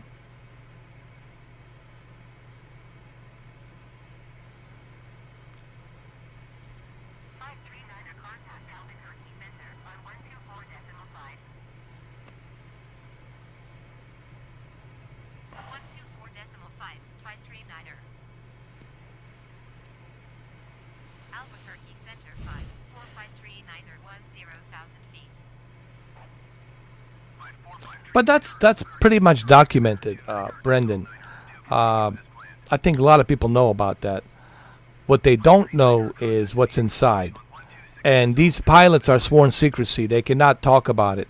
If one of those pilots spills the beans on the what's inside the dashboard and what the dashboard looks like inside of the plane, they can be court-martialed. They can go to jail for a long. That's like a treason. They can spend the rest of their life in jail. So they're not going to do that. It's very secretive. That airplane's very secretive. There's another bomber that's also very secretive. There's another airplane that it's super, super secretive. And you might see a little glimpse on a Maverick. You might see a little glimpse of it on a Maverick. We're talking about an airplane that can go out to the space and come back. Can you believe that? Whew.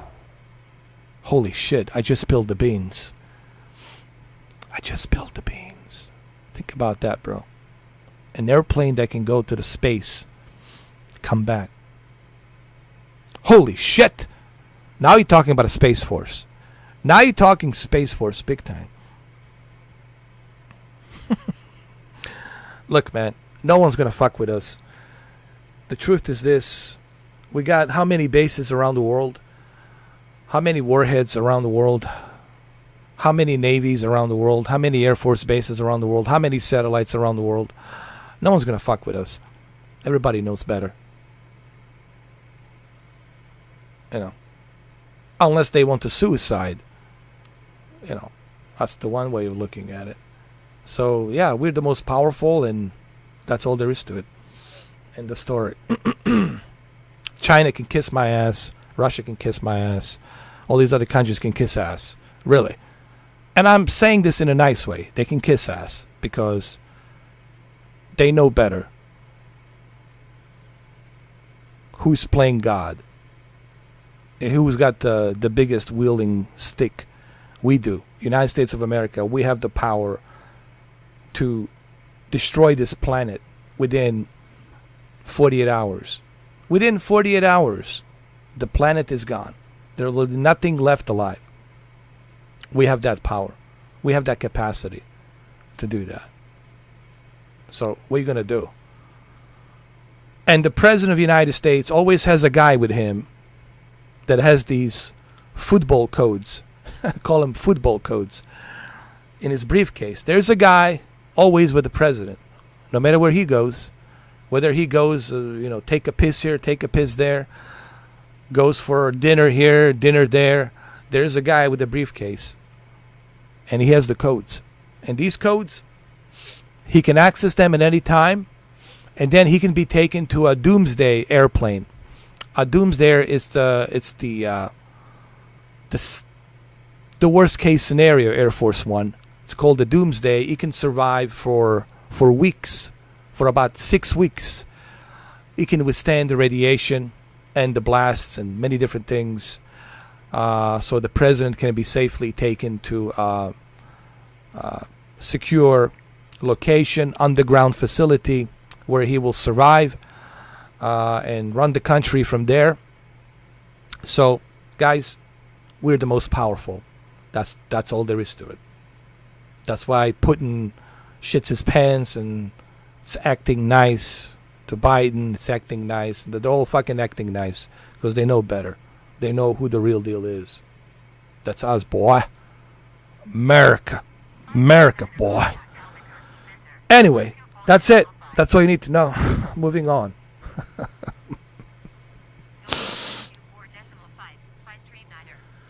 But look, it's a good thing that we have this power. What if some lunatic had this power? No, I mean, I want you to think about this. We're not perfect. I know, dude. Listen to me. I love America. I know we're not perfect. I would die for this country in a heartbeat. I know we're not perfect. I'm not saying we're perfect. We have our issues, we have our problems, we're working on it, we're trying to fix it, we're working on it. But imagine if a lunatic, some other country lunatic, had this kind of power, access of power that we have. Remember, with the great power comes the great responsibility. I know that's a quote in the movie from Stan Lee, but you know what Stan Lee meant with that. With the great power comes a great responsibility. And we have to have that responsibility. That's why we are acting the way we are acting. We can't allow some rogue countries acting like lunatics, genociding, killing people, murdering everybody, creating these weapons and whatnot. We cannot allow that. We have to keep stability and peace on this planet. And we are the ones to do that. We have been appointed to do that. This doesn't mean we want to tell you how to live in your countries. This doesn't mean we want to tell you how to speak in your countries, but we're just kind of letting you know, don't go rogue. Don't go crazy. Because we're watching. That's all there is to it. I think I just explained all of this to you in a nutshell. In a nutshell.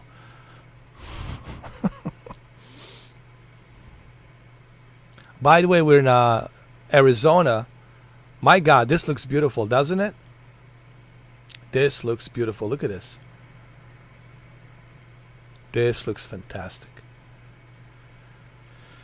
Hold on. Maybe I can move a little bit over here from the wing. Go out this way. Like this. Yeah.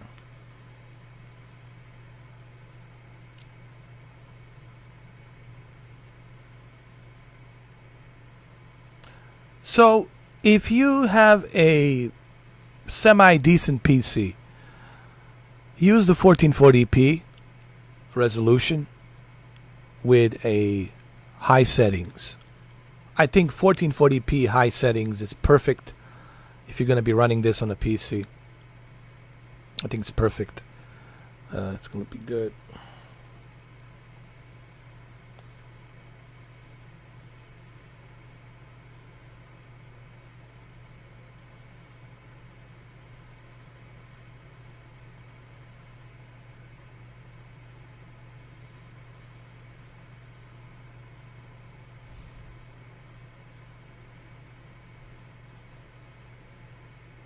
Exactly, Reynolds.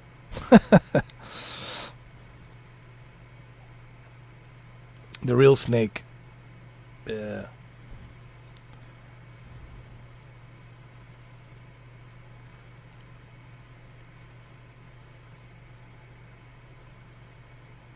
The Empire. Now, this is nothing patriotic. I'm not trying to sound patriotic or anything like that. I'm just simply being realistic, We live in a crazy world. And there's lunatics out there. There's crazy lunatics who are beheading people, killing innocent civilians. They're batshit fucking crazy. There's evil out there. There's crazy motherfuckers out there. And we have to have stability. In a civilized world, we have to have that stability. Colonel, are you bullshitting me again? No. All this patriotic talk. What about me? What do I get in return? I'm going to be alone. Not even Naomi wants to be with me. What am I going to do alone? I don't want to smoke cigars for the rest of my life. Going to Alaska with my husky dogs, delivering the mail.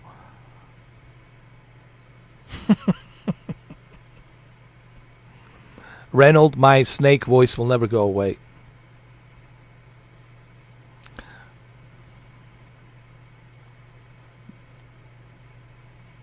But I think David Hayter is pissed at me. I don't know why David Hayter doesn't like me. I'm not mocking him. I don't really understand why he doesn't like me. I'm not mocking him. I'm not, I'm a fan of his. I think he just doesn't like the fact that, fuck, why is there a guy that sounds like me. How could this be possible? And I think I made a joke, and he removed the tweet. I said, well, David Hayter, don't you remember the Twin Snakes on the GameCube? Hmm? And I think he got pissed off that I said that. I said, hey, don't you know that there's a Twin Snakes? I don't know. I think can I be honest? Can I be honest about David Hayter? And I like him. I like him a lot, but I have to acknowledge some of the flaws that David Hayter has. I did notice when he wasn't selected for Phantom Pain, when Kiefer Sutherland got the role for a Phantom Pain, and Kiefer Sutherland did it fucking amazingly. He did a great job, right? We all can agree he did a great job in Phantom Pain. He did a great job. I felt that listening to his interviews, that David Hayter was butthurt, like deeply, deeply butthurt, by the fact that he wasn't selected for the Phantom Pain, and that Kiefer Sutherland was selected for the Phantom Pain. And Hideo Kojima specifically said the reason they used Kiefer Sutherland is because they wanted a distinguished difference between Solid Snake and a Big Boss. They didn't want them to sound the same, and they didn't want them to look the same. Okay? So he wanted a distinguished difference between that. So they picked and choose Kiefer Sutherland with the motion capture and all of that. But David Hayter got pissed off. So I think he gets jealous, bro. I think to him, that character, it's so beloved that he feels no one should play that character except him. And that's his ego, I guess. That's his one flaw that I have noticed about David Hayter, is he feels that no one should play my character. Like, fuck it. Like, I gave birth to this character, to the voice of this character. And to respect, he did a great job. No one's denying that he didn't do a great job. But to be honest, Hideo Kojima gave birth to Solid Snake and to the Metal Gear universe. You just happen to be an American-Canadian voiceover that was selected for the North American region. But let's be honest, Hideo Kojima is the one who gave birth to Metal Gear. So Hideo Kojima can do whatever he wants. You cannot tell Hideo Kojima what he's gonna do. That's his project. That's his baby. He gave birth to it. He raised it. So he has everything his character. I'm serious, Reynold. I'm serious.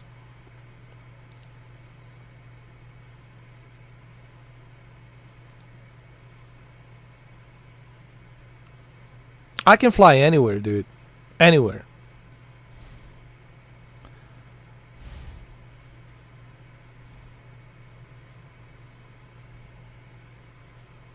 But right now we're in Arizona. Right now, my friend, you're stuck in Arizona. You're stuck in Arizona. Don't act like such a prima donna. Just accept it and enjoy the flight. Oh, yeah.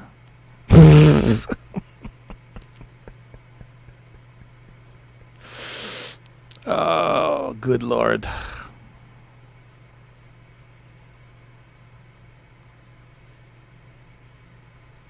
Rocky Ridge. This airplane is not that fast, but it's perfect for sightseeing. It's perfect for these types of maneuvers. Oh! Wow! Wow, did you see that? Did you see that, my son? Come on, man. That deserves at least one thumbs up. That deserves at least one thumbs up, damn it.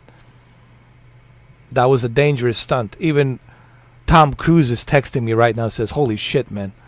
Did you just do that? Barrel roll? Did you just do that? Did you just do it? Say yes, Tom. Yes. That's right. Where's the Iceman? Where's the Iceman when I need him? Where is he? Damn it. I want my Iceman.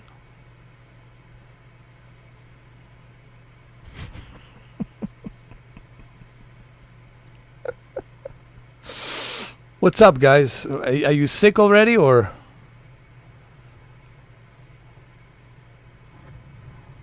Oh! I had my wheels on. It's all good. I closed them up.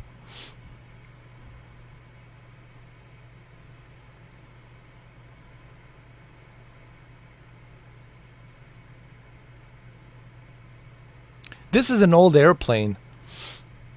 But, you know, it's good for joyriding.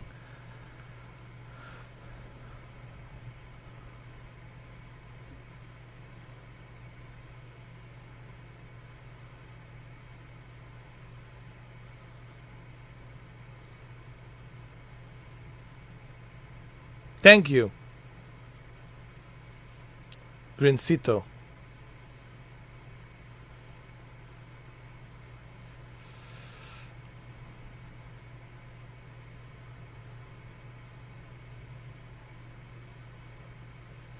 Who's ready to puke?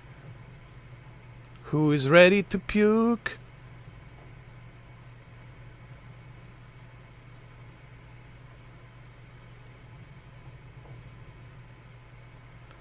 Who is ready to puke? Who wants to puke?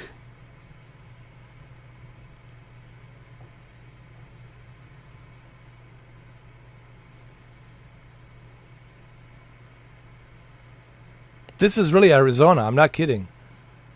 This is as real as it gets as far as the Arizona.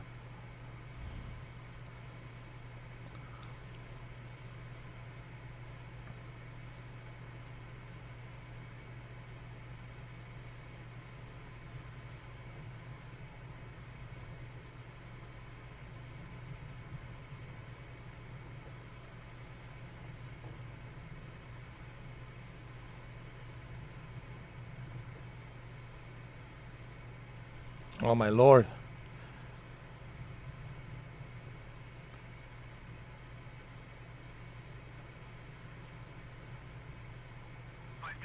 Contact Albuquerque. Center 5453 5,800 feet. Maybe we'll see the Red Dead Redemption 3. Red Dead Redemption 3. All right, boy.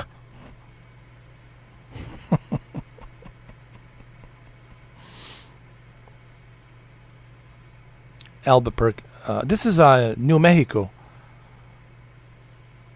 This is New Mexico.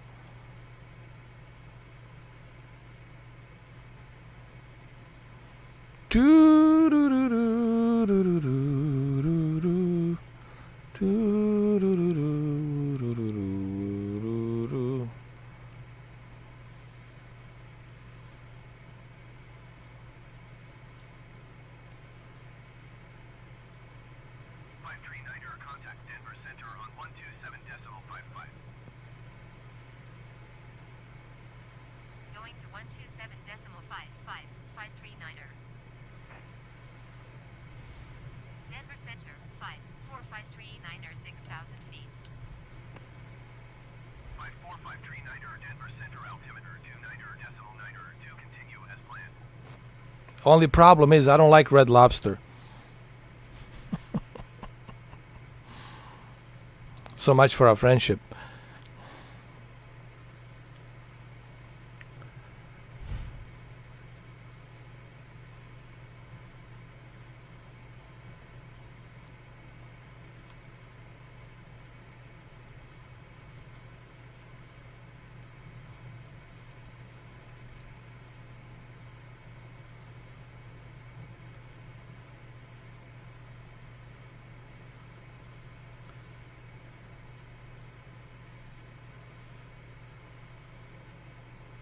This is perfect way to check out the scenery with this airplane. I'm telling you, guys, this airplane is perfect for scenery.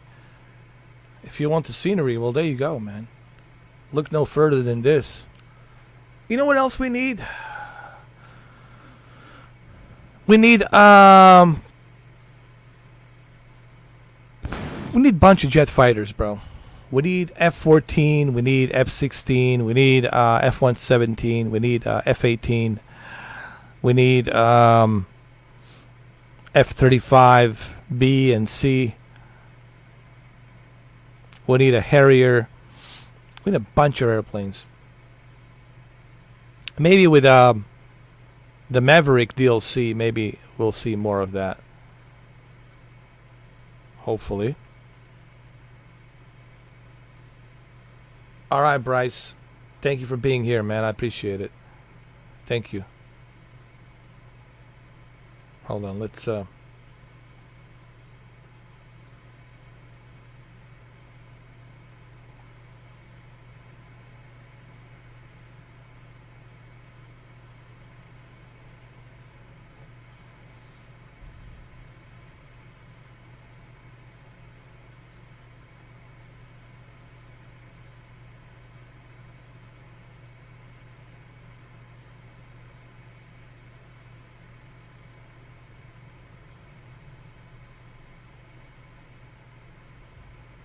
this is kind of therapeutic, bro. This shit can cure cancer.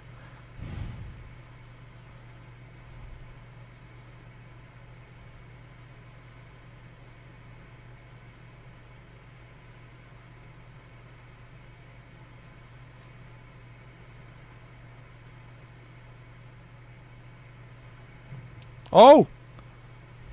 Look what I just did. Did you see that? I scraped the ground.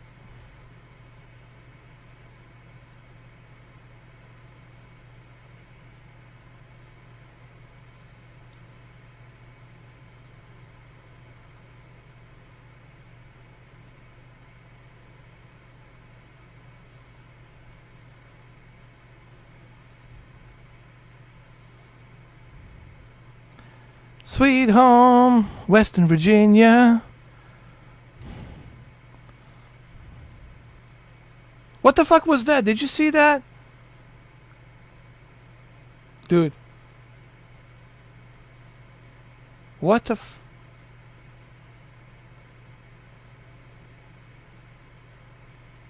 I can't explain what I just saw. I saw something you guys probably didn't see. And I can explain what the hell I just saw. It's like a blue trails of something moving really fast. Right around the clouds. Right over here.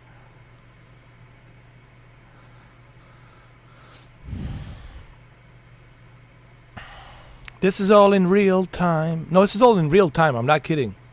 This is exactly what you're going to experience in Arizona right now when you go there.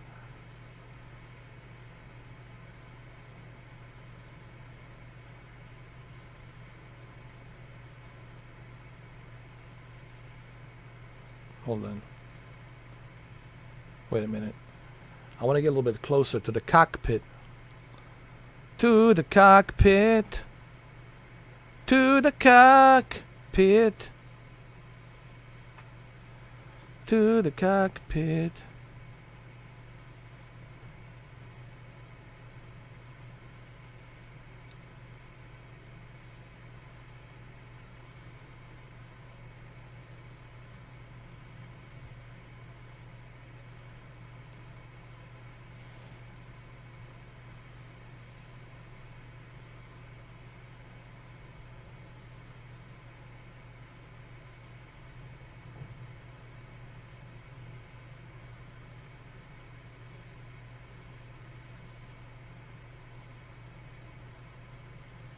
Are you guys enjoying this?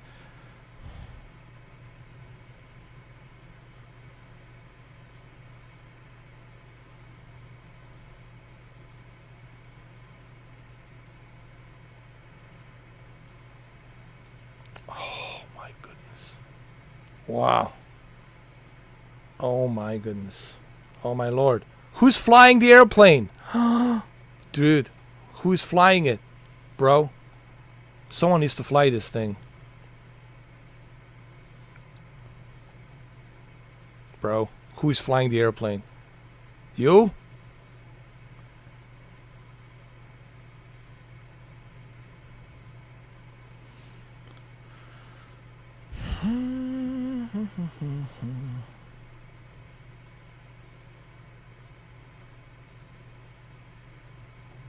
By the way, that police simulator, it's terrible, dude. Let me tell you, man, that police simulator is just god awful. That patrol officer, listen, man, I'm 100% confident we're never gonna have a proper police simulator, dude. It just drives me crazy. We're never gonna have a proper police simulator. Never. And I don't know why. Why so difficult, man, to create a proper police simulator? Proper simulator. Why?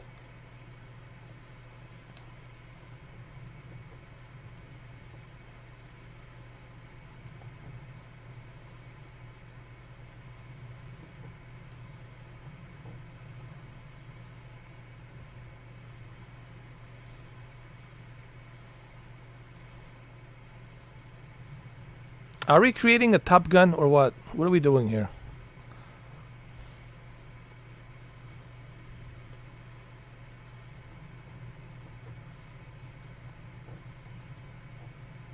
Mayday, mayday, mayday. Maverick, Maverick. I'm on your 6. You're on my tail. Let's go.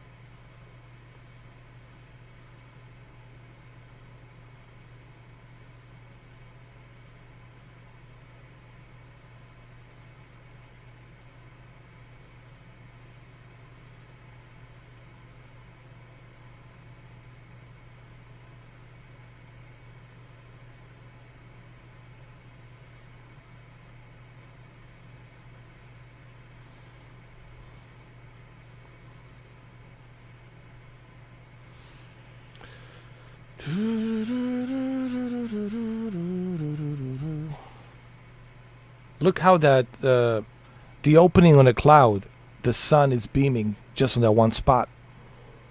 That's so cool, man. Like same thing here.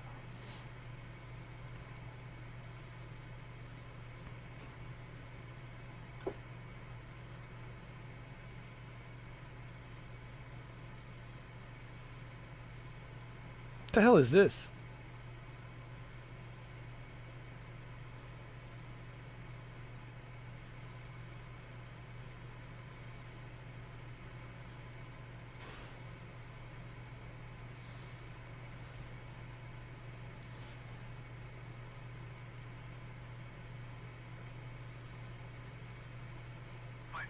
radar contact Denver Center on 118.575. 118.575 for 539er. Denver Center 54539er, 7,600 feet. 54539er, Denver Center altimeter, 29er.9er, to continue as planned.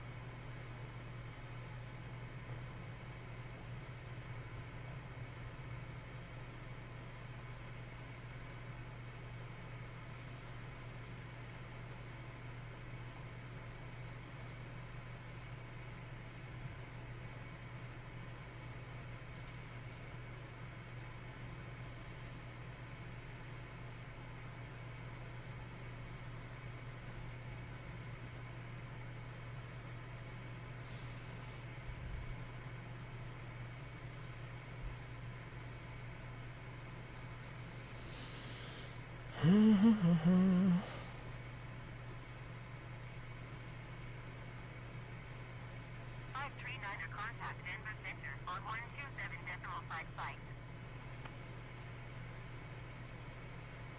Going to 127.55, 539er.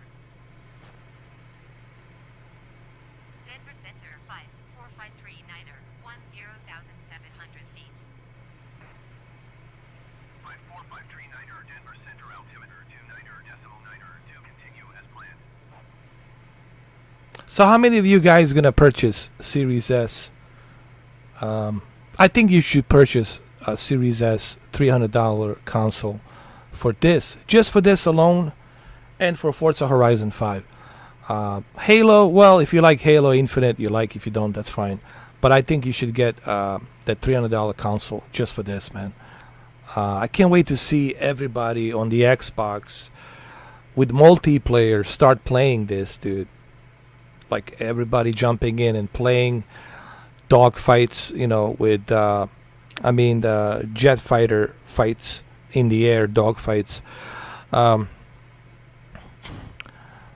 in the air with F-18s and F-14s. It's gonna be so awesome. This Thanksgiving, you know, you guys jump in and relive the whole Top Gun thing and go online on the multiplayer. You know, it's gonna be a lot of fun, dude.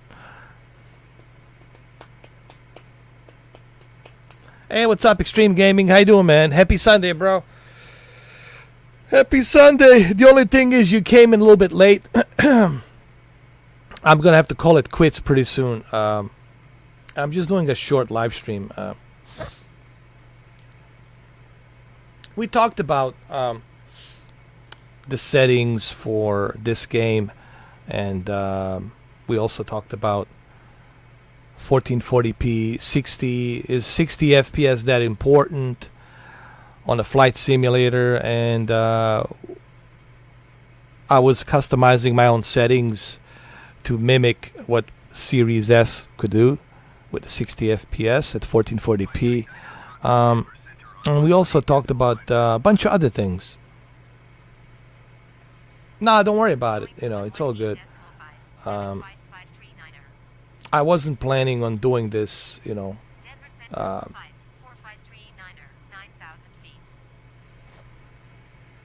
long time. I mean, I got a bunch of content for you guys from yesterday, the day before yesterday. That police simulator, extreme gaming, it's I cannot recommend it, man. It's no good. Too many bugs. Too many bugs on the early access, man. It's just terrible. And I don't see any updates. I don't see them updating the game. It seems like another cash grab. Quick cash grab. And I don't like that crap. I don't like that kind of shadiness. Mr. 4K disapproves of that shadiness. It's disgusting. Yeah, I did, man, and I paid for it to try it. And the fact that you only have one car and you can only use it once in a while. You have to wait after 5 to 6 shifts of you walking around, and then you get it again, and you can only use that car in one area, and the car, it's not really working that well. It's very sensitive, and if you hit somewhere, let's say you bump another car, automatically your car gets damaged as if it was going 100 miles an hour, right? It shouldn't be maybe a little dent. The game is totally unrealistic, and the characters all look the same. Everything just looks like it looks as if my brother put the game together, like on a Sunday afternoon. He was just bored. Like my brother was bored because he's a programmer, and he just slapped some game together and used some Unity engine and just started, putting something together. This police simulator reminds me of Patrol Duty. And the name of this game, it's also Police Simulator, Patrol Officers, and the previous one was Patrol Duty. So I wonder if this is another company camouflaging the same developers, hiring the same developers to make another game for a quick cash grab. And then they go through these YouTubers and they give them goodies and to promote the game, and all of the YouTubers are giving a very positive feedback, and then people who actually buy the game, they're gonna be disappointed to find out that this game, it's trash. It's a pure trash. Especially if you're a police officer, if you're law enforcement, you're gonna say, what kind of garbage is this? You can't call a backup. Listen, flashing lights, it's a million times better. And it's created by one guy. Flashing lights, it's created by one guy, and it's giga-trillion times better. It's a multiplayer. You can call other guy who's online to come back you up. Hey, man, I got this accident here. I might need a backup. There's 4 people in here. I need your help, blah, blah, blah, blah. Bring the red flares. I need you to question them, blah, blah, blah, blah. You can work together. And then you can decide who's going to transport them to jail, process them, who's going to call the tow truck, write the report, who's going to be the arresting officer. I mean, there's tons of different cars you can choose on flashing lights. Flashing lights is way better than this. And it's created by one guy. And he did a hell of a lot better job. Why? Because he's passionate. He's doing the best he can with what he has, with all the resources that he has, to create a plausible police multiplayer simulator. But this other game, trash. Pure trash. Pure trash. And I'm being honest. And I bought the game for $22. But now people are going to say, but it's an early access. Well, for an early access, I'm not impressed. I'm disgusted. I'm not impressed. Definitely I'm not impressed. This is not good work. This is half-assed. My uncle used to say, either A, you're going to do something right and you're going to do it all the way and follow through, or don't bother. Don't do it half-assed. It's so fucking true. Everything that he told me is so true. Don't do it half-assed. You know, I never do anything half-assed. If I tell you something, I'm gonna do it, and I announce it, and I tell you I'm gonna do it. You can count on it. You can take it to the fucking bank, and you can deposit that shit that I'm gonna do it. I don't like companies and developers doing something half-assed just so they can get the fucking money. I cannot support that shit. You know, you have to be passionate about the work you do. If you're not passionate about it, then you're doing it for the wrong reasons. I'll say it again. If you're not passionate about it, then you're doing it for the wrong reasons. And what are those wrong reasons? Is this fucking mighty dollar.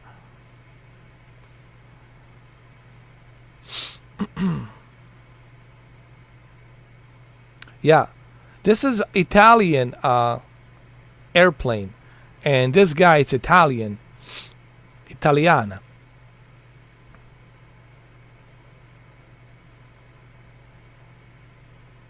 He's pretty cool. You know, he just dreams about, you know, he just dreams about Top Gun all day long. Says, all I want is Top Gun.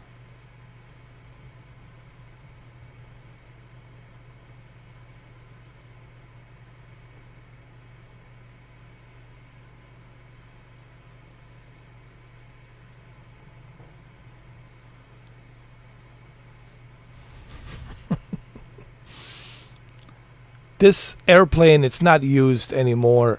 I think they use this airplane for training. Like when you go to the Air Force, you're like a fresh in the academy. This is the airplane they let you use to train. They don't put you in the F-16. You got a long way to go, brother, till you get to the F-16. And in the F-18, you got a long way to go. You have to go to the centrifuge where they spin you around, where you start feeling them G's. But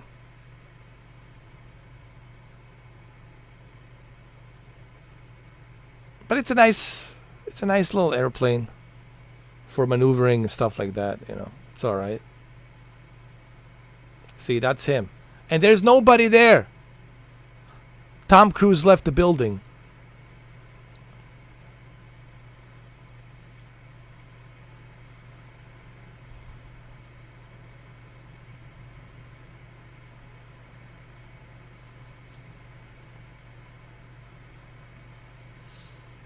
Tom Cruise left the building, dude. How dare you, sir? How dare you leave us like this, Tom? What's the matter with you, bro? Tom says he's going to slap me in the face. Put your manners back in. That's what he says. Tom says, you better put your manners back in. I'm going to slap that fucking smirk off your face. Put your manners back in. Do it now. Yes, Tom.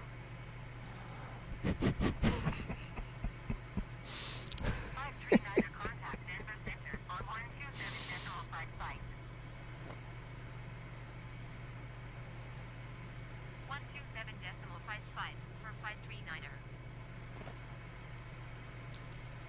Denver Center, 54539er, 9,000 feet. 54539er, Denver Center altimeter, 29er, decimal 9er, to continue as planned.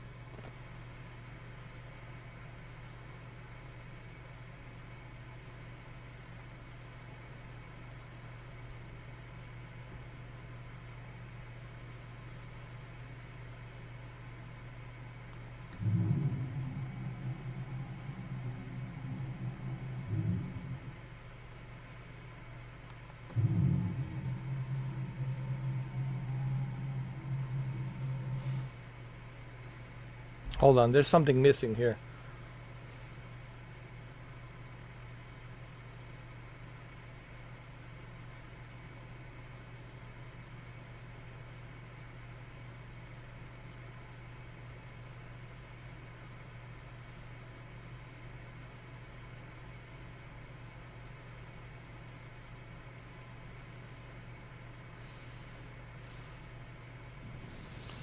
What kind of coffee do I like? Folgers. I like Folgers. It's not bad. But I also like Bustelo. Bustelo is really good, man. Bustelo is really like strong, 100% Colombian. Bustelo. Bustelo. Hola, Bustelo. Bustelo. Yeah, Bustelo. And I like, of course, Folgers. Folgers.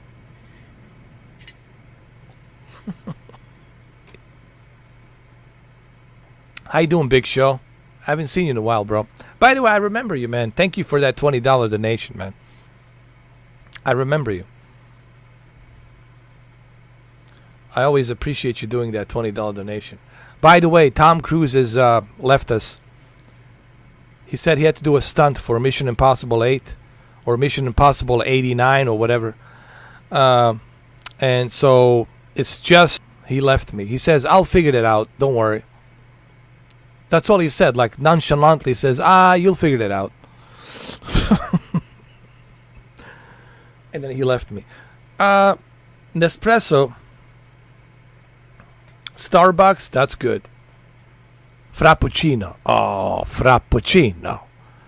Without Al Pacino.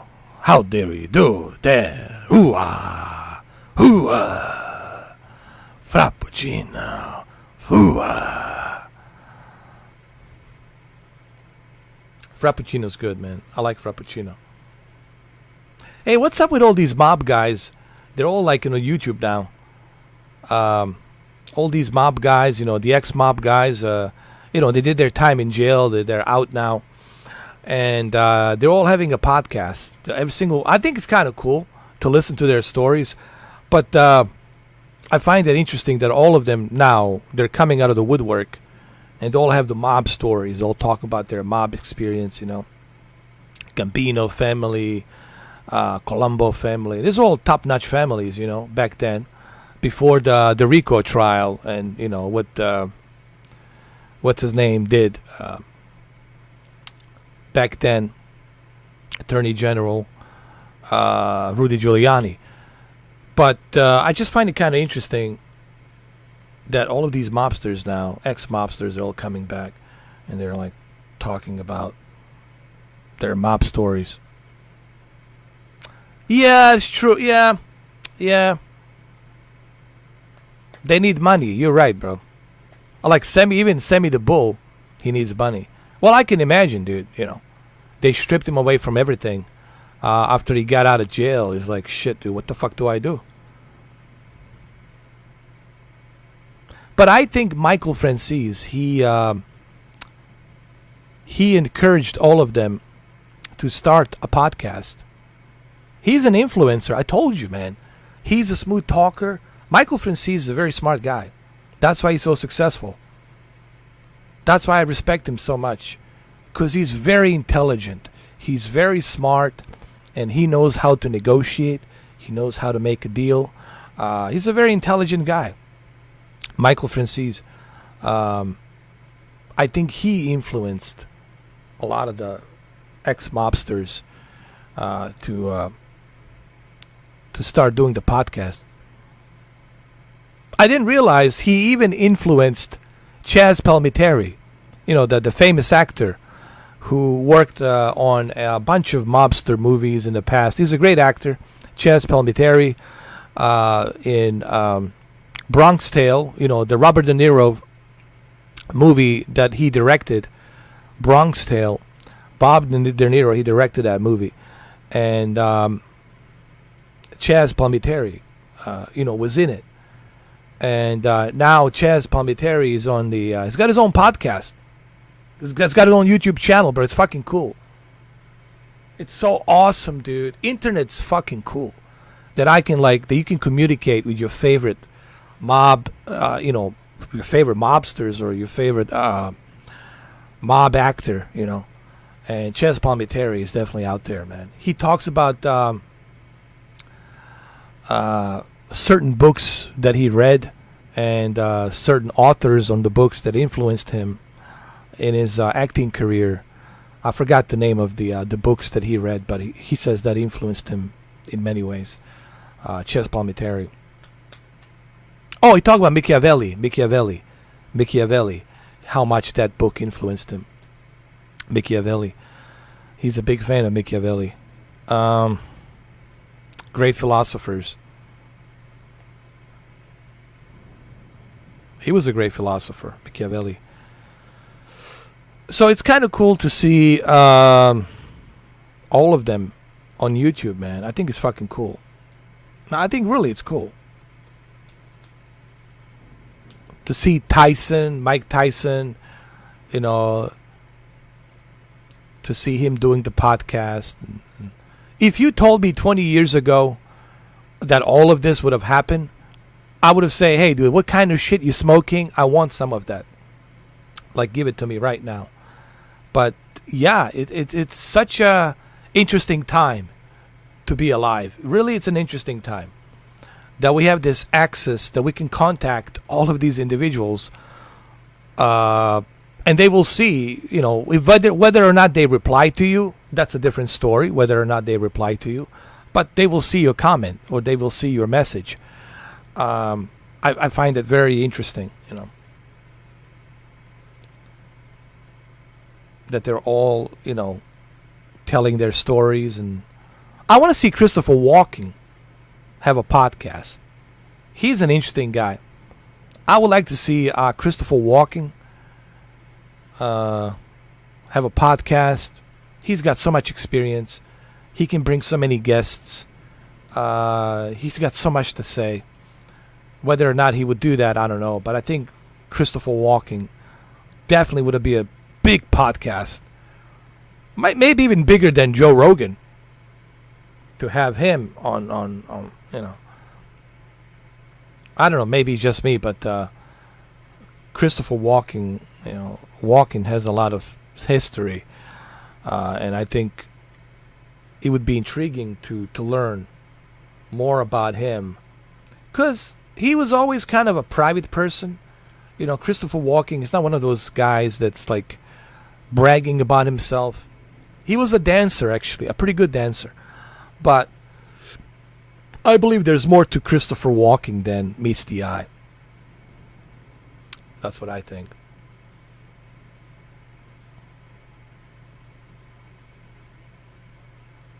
Maybe Michael Franzese will influence Christopher Walken to do a podcast. And I know what he's going to say. I told you. I'm done. I ain't doing it.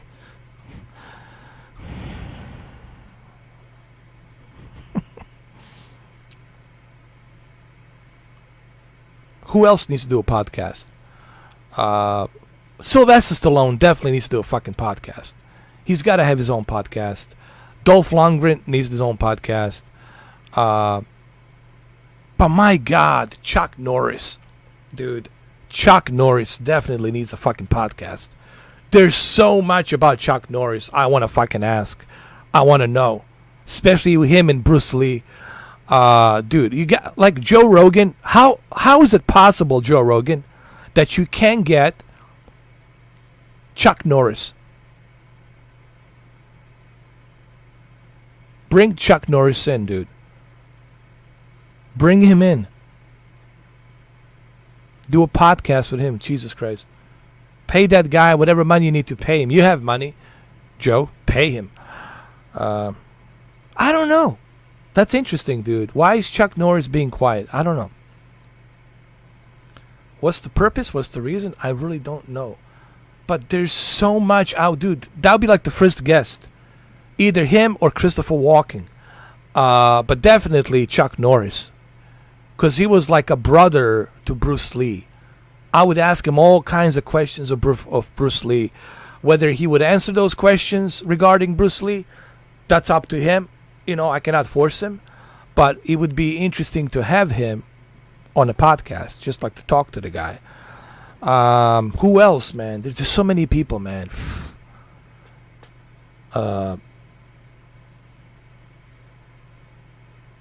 Let me see. Christopher Walken, Chuck Norris. There's one more guy. Some of them have passed away, by the way, so we cannot ask them. Who else should do a podcast?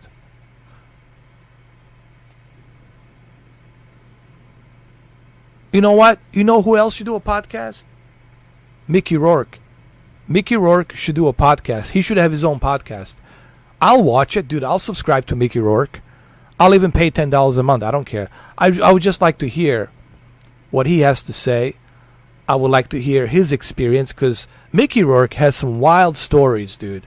He's been through all kinds of stuff in his life, from plastic surgery to doing all kinds of shit, getting into fights, spending time in jail, getting out, all kinds of fucking crazy shit.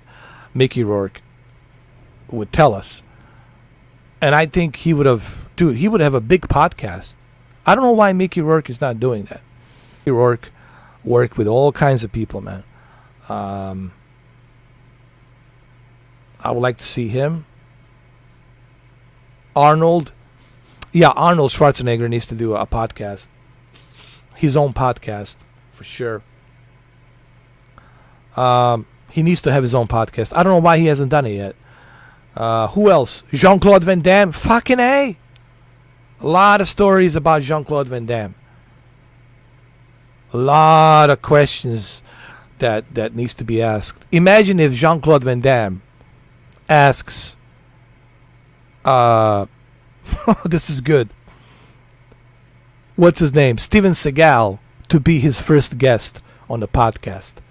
Oh my, listen, dude, I'll pay money for that shit. Bro, I'll pay that's like a pay-per-view. Bro, but I'll pay money for that. Imagine that. He does dude, we're talking 20 million views a day. 50 million views a week. We're talking 100 millions of views. The amount of views that would have if Jean-Claude Van Damme has JVD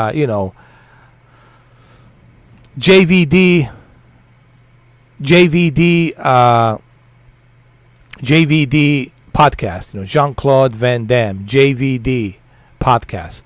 And imagine if his first guest happened to be Steven Seagal. If Steven Seagal agrees to do it. Let's say Jean-Claude Van Damme pays him shitload of money because Steven Seagal needs the money. It beats the hell out of, doing these low-budget fucking bullshit movies that go straight to the DVD. Bro. Podcast. Bruce Willis. Stop making these low-budget bullshit movies. Bro, you need a podcast. Bruce Willis, you need a podcast. Dude, there's so much. There's so much you can talk about you and Demi Moore, and about, dude, your history, Die Hard, all of that. Dude, you can bring all kinds of guests. Bruce Willis podcast. Yippee-ki-yay podcast. Bro, Yippee-ki-yay podcast. Bruce Willis. You can still make movies, but you can have a podcast. Why aren't they doing this? Dude, who is your agent, Bruce Willis? Bruce, who is your agent? You need to fire your agent, bro. He's making you do all these stupid-ass, half-ass, low-budget fucking movies. Bro, do a podcast. Shitload of money. You can create your own merchandise. Bro, you got the money. Whatever money you need, you'll make it. I don't get it. They should be all over the podcast. If you want to make money, podcast. That's what I would do. I wouldn't be making these low-budget fucking movies. You gotta know your worth. You, Bruce Willis. Why are you putting your name on some low-budget bullshit movie with some director you never heard about? Some amateur film director. Doesn't even know how to hold a fucking camera. Doesn't even know how to edit the movie properly. Dude, don't do that. You're Bruce fucking Willis, bro.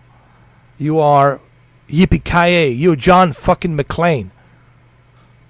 I would rather live in the forest by myself with a little cabin than to be making these little shitty ass fucking movies. You gotta know your worth. How much you're worth it. And I just can't believe that they're just agreeing to these low budget bullshit movies. Do a podcast. If you need the money, do a podcast.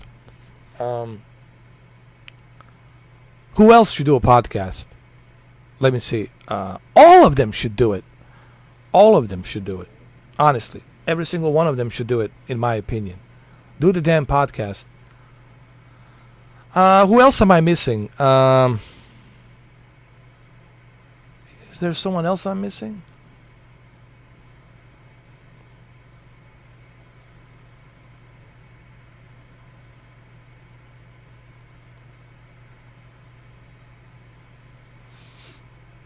Who else? Come on, help me out here. Who else? Help me out, Extreme Gaming, Big Show. Come on, guys. Don't fall asleep, damn it. I'm not falling asleep. I'm here entertaining your ass. Come on, let's go. Get your brains working. Who else should do it? I can't remember. Who else? Who else?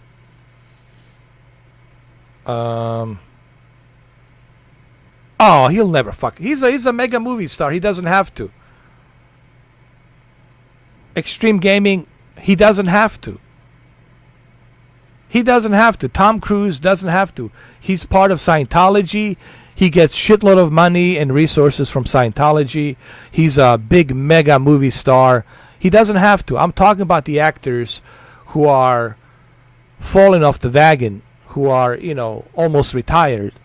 Tom Cruise is still active. He's a big mega movie star. He doesn't have to do it. John Travolta. I can see John Travolta. John Travolta. I could see him doing a podcast about the, airplanes and the, flying, stuff like that. He could have that subject. Talk about the airplanes and flying. He could talk about that. I can see John Travolta. Who else? Who else? Tom Hanks? Nah, Tom Hanks is still active. He's part of the club. He's part of the Hollywood club. He's part of the big club. So he cannot do it. It's not that he wouldn't want to do it, but he cannot do it because he's still part of the club. When you are part of the club, you can do what you want to do. When he's finally retired and when he's not part of that big club, Hollywood, then he's going to probably maybe do it. But I don't think he can do it right now. They need him right now for other movies, other TV shows, for political messaging and stuff like that. They need to use him for that stuff. So he's part of the club. It's not going to happen. I'm talking about the actors who are retired. They're not part of the club anymore. The Mile High Club, the big one, the ultimate one. How from America get Tenet have a podcast?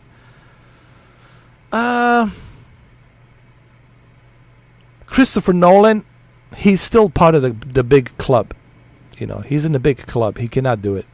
Christian Bale, it's so deep into that club. He cannot do it. These are all like current. Matt Damon, same thing. He's part of the big club. He cannot do it. Ben Affleck, he would love to, but he cannot do it because he's still part of the club. The Disney Marvel actors, they cannot do it. They're part of the big club. They cannot do it. They're part of the big club. They can't say what they want to say. They cannot have a podcast, so they can do it. They're still active. Again, remember, he cannot be any of these big active, big club, Hollywood club stars. It's got to be somebody who's retired, who's not part of the club. Why? Because when you're part of that club, you got to do what they tell you to do. You cannot do what you want to do. That's what that means. So who else? Cuba Gooding Jr. Oh, yeah. Cuba Gooding Jr. should do a podcast. I mean, T.I. has a podcast in Georgia, in Atlanta. Cuba Gooding Jr. should do a podcast. That's right. Christian. You're right. Cuba Gooding Jr. has a lot of stories. He has a lot of stories to tell. And he can bring a lot of guests. Tons of guests he could bring onto the show. Uh, who else? Who else? Let me see. Wesley Snipes. Come on, Wesley. Do a podcast. New Jack City podcast. Wesley Snipes. Can he use that? I think he can.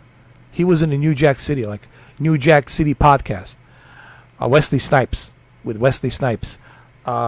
Great movie, New Jack City. If you haven't seen it, New Jack City, go. That's an old movie, but fucking great movie. Go watch it. He can do it. He should have a podcast. He's not part of the big club. They kicked him out of Disney. Kicked him out of what you call it. They robbed him out of Blade. How dare you, Disney? Fucking Disney and Marvel, man. Robbed him out of Blade. He is the Blade. Wesley Snipes is the Blade. Is the Blade. No one else can play the Blade. You understand me? He is the Blade. And you guys robbed him. Robbed him blind from Blade. He's the best Blade there is. There is no other better Blade. He is the Blade. He's in great shape. And they robbed him. Why? Because he's not part of the club anymore. Oh, yeah. Wesley Snipes, dude, a lot of stories with him and Sylvester Stallone and all these actors he worked in the past. Dude, Wesley Snipes could give us all kinds of stories. Maybe even spill some beans with Ice-T, talk about Ice-T. You know, have Ice-T as a guest. Why not? Talk about the New Jack City. Bring Chris Rock. Hey, let's talk about the New Jack City, bro. Bring the Chris Rock. I don't know if Chris Rock can talk about something, a big club. And he cannot talk. I don't think he can talk about some of these things, honestly. About what Denzel knows, about the Hollywood industry, about the movie industry, and the politics of it and how it works. I don't think he could talk about it. He could get in trouble very easily talking about it. So he's not going to do it. Denzel's not going to do it. It's just not going to happen. Who else? Who else am I missing? We mentioned Wesley Snipes. He definitely needs to do it. Hey, Wesley, you need to do it, man. Open the podcast. New Jack City podcast. Dude, you should hire me as an agent. They should hire me as an agent, dude. I got all these juicy ideas. Like, why aren't they doing this, man? You know, instead of making these low-budget movies, man, that nobody wants to watch. Nobody cares about these low-budget movies. Go ahead. What's the question? Who else? Who else I'm thinking? Am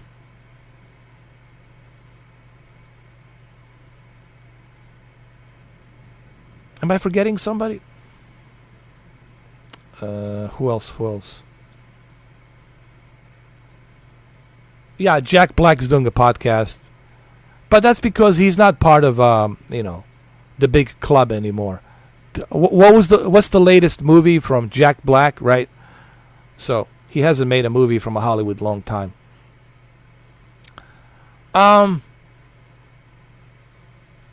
Jim Carrey should do it. Jim Carrey has so much to say, dude. That guy definitely needs to have a podcast. But maybe he's afraid. I think he's afraid to talk about what he needs to talk about. Probably because he cannot talk about it. Could be that, who knows what he knows. You got to remember, we don't know what these celebrities know. And how deep it goes, the rabbit hole, and what they know. And they definitely don't want to talk about that publicly.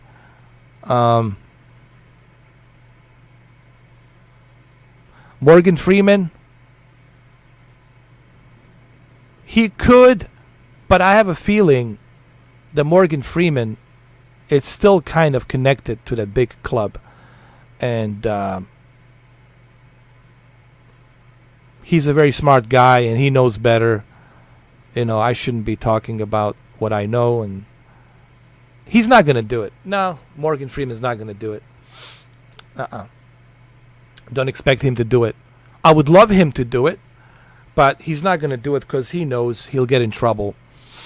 And he knows a lot. Morgan Freeman worked with every director, worked with everyone in Hollywood. He knows everybody in Hollywood. So he probably, there's a lot of stuff he cannot say. And he cannot voice his opinions on politics and all that stuff. So it's not going to happen. Morgan Freeman's not going to do it. I'm telling you. Plus, he's still kind of active. You know, all of these big movie directors, they have him on a speed dial. Steven Spielberg has Morgan Freeman on a speed dial. You know, all these big hotshot film directors, even Christopher Nolan, have Morgan Freeman on a speed dial. They can always call him, hey, I'm making this movie. Here's the script. So Anthony Hopkins, not going to do it. He can't. He knows too much. He's still part of that club. He's always been part of that club. And he knows all the secrets. He's even got knighted by the Queen. So Sir Anthony Hopkins probably knows more than any of us will ever know. And he knows he cannot talk about it. So who else? Will Smith. I can see Will Smith doing a podcast easily. Yeah. Definitely. I don't know why he's not doing it. He should definitely have a podcast. Podcast. For sure. Yeah, Will Smith. Easily. Easily. Who else am I missing? Let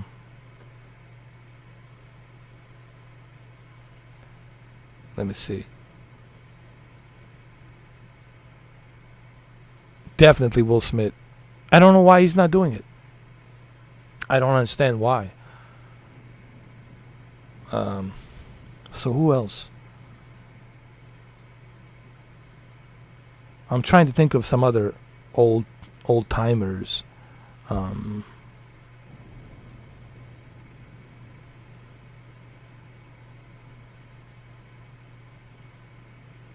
Man, my brain is not working today. I'm trying to think of.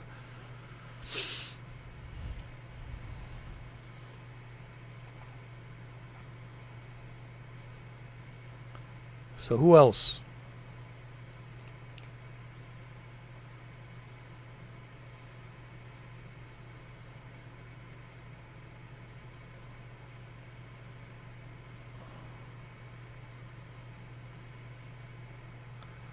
Nah, he cannot do it. Dwayne Johnson is big time part of the big club. Big time. He cannot do it. The only thing he can do is Instagram, supervised Instagram posts. Before he posts the Instagram, he has to go by the guidelines. What he's allowed to show, what he's not allowed to show, what he's allowed to speak, what he's not allowed to speak. Blah, blah, blah, blah, blah. So he cannot do it. Dwayne Johnson cannot do it.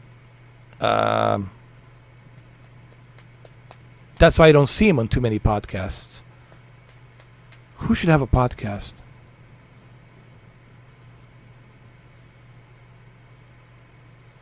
Oh! Fuck me. Brock Lesnar should do a podcast.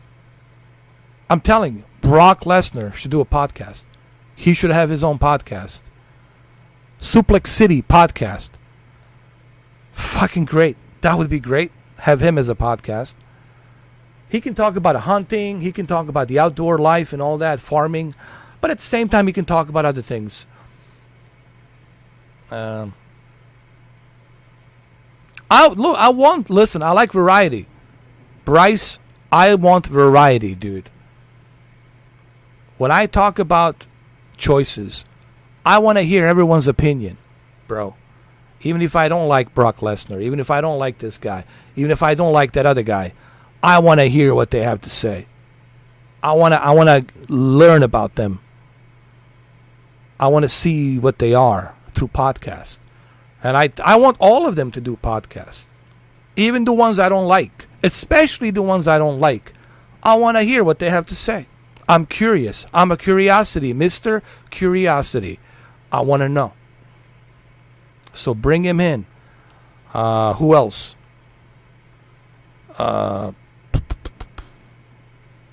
We already mentioned Jean-Claude Van Damme.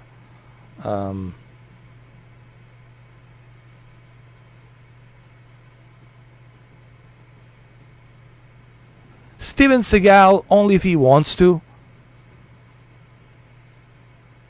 It might be a boring podcast, but hey, I would still listen to it to see what he has to say. It would be interesting if he decides to do it. Steven Seagal podcast, I don't know. Who else?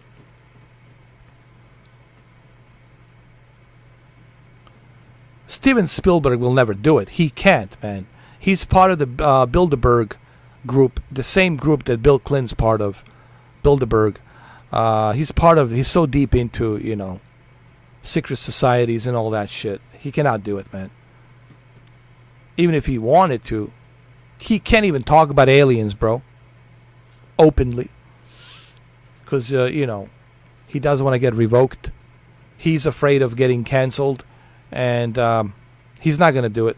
He can't do it, man. Just like Tom Hanks can't do it either. Those are very active, big club. They're all part of the big club. It cannot be those guys. It has to be somebody who's retired. They're not part of the big club. Their licenses has been revoked. Their memberships have been revoked. They're not part of the big club. That's what I'm talking about. So it cannot be Steven. Cannot be James Cameron either. He's part of the big club. So who the fuck is left? Let me see.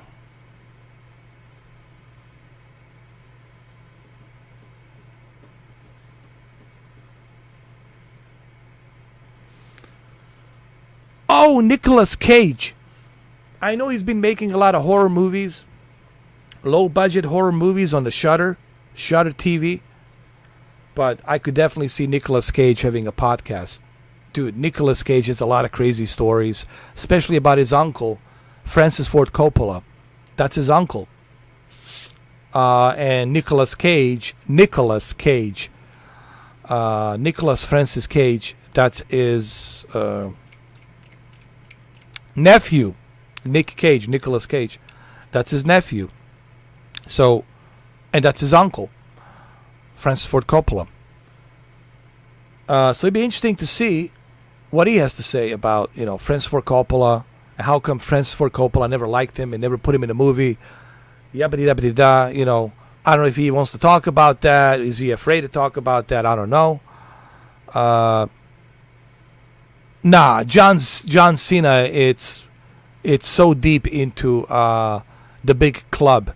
He even had to apologize to China. He had to apologize. To some country, I don't know. He's part of the big club. He has to do what they tell him to do. Same thing with Vin Diesel, part of the big club. Has to do what they tell him to do. Don't expect... Listen, it cannot be any of the active actors. Forget Mark Wahlberg. Forget all these active actors. They're all part of the big club. Cannot be... Can't be any of them right now currently active. Cannot be any of them. It has to be retired actors or athletes, meaning they're not part of the big club. They're, the membership has expired and they're now free, But I think we mentioned pretty good amount of who should do a podcast. I think we mentioned pretty good amount of them, What about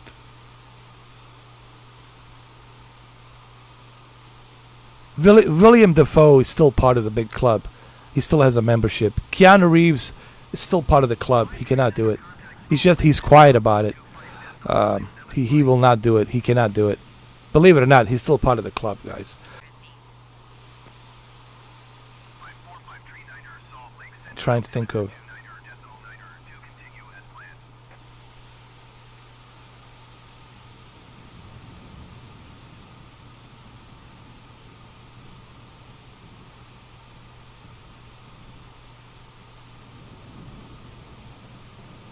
I don't know why is he not doing a podcast. He's not part of the big club anymore. His membership has been revoked.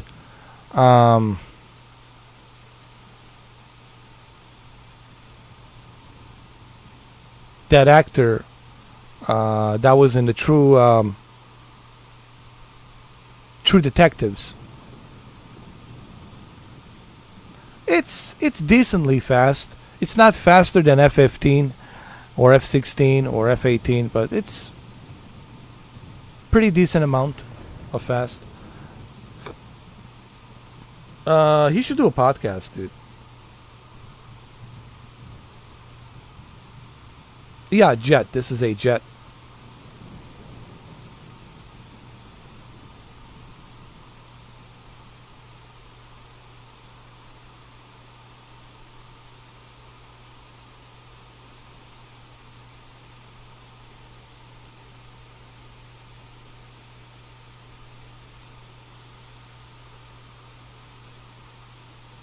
Salt Lake Center Southwest Tree 574 is passing flight level tree 60 descending 10,000 feet. Southwest Tree 574. Matthew McConaughey. He should do it. I don't know why he's not doing the podcast. Like, what the fuck? McConaughey podcast. Come on, man. Straight from Texas. Have Joe Rogan your first guest, you know. Or Woody Harrelson your first guest, you know. If he agrees to do it. 539er,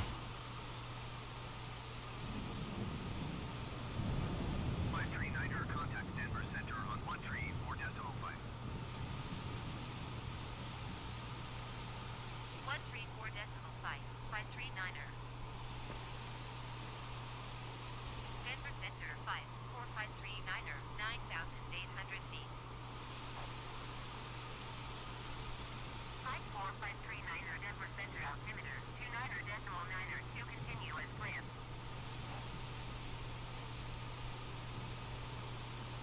Now, just so people understand, when I say a big club, just because they're part of the big club doesn't mean they're bad people, okay? It's just that's the protocol. If you want to be part of Hollywood, you have to be part of the club and you have to do what they tell you to do. 539er. It doesn't mean that they're bad people, doesn't mean they're some evil fucks. It just means if you want to be part of the Hollywood, if you want to have this career of an actor in Hollywood, you have to be part of this club. And these are the rules. And you have to do what we tell you to do. That's simple. So that's what I mean by that. When I talk about the big club, that's what I'm talking about. Going to 134.5. Because a lot of people confuse, well, what does he mean by a big club? You know. Denver Center 54539er, 7,000 feet. But some of them, I think, honestly, extreme gaming, they're afraid. 39er, Denver Center. They're really afraid. Because they're afraid they might say something. They might get carried away. They might say something, spill the beans, spill the secret. And I think they're just afraid they might say something, you know.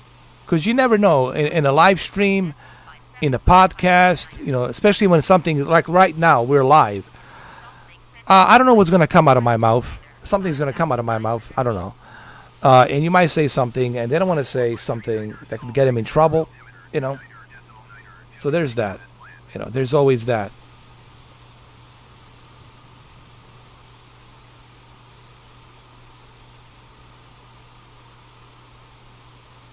You know what I mean.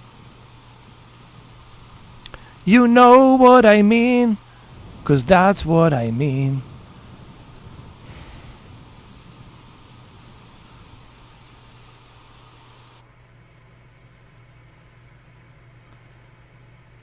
You know what I mean. You know what I mean. You know what I say. How about the graphics in this game, dude? How about the graphics? Or something else, man. And again, you know, these celebrities, they're good people. They're just like you and me. But that's the rules. That's the name of the game. You want to be a movie star? You want to live large? These are the rules. And you can't break those rules. Okay? and you have to go by these rules. You have to do what they tell you to do because you're part of the club. You have the membership, and you got to do what they tell you to do. That's all there is to it.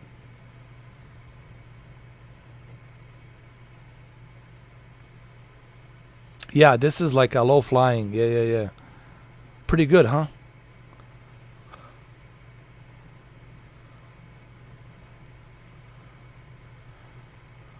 Don't crash. Don't crash.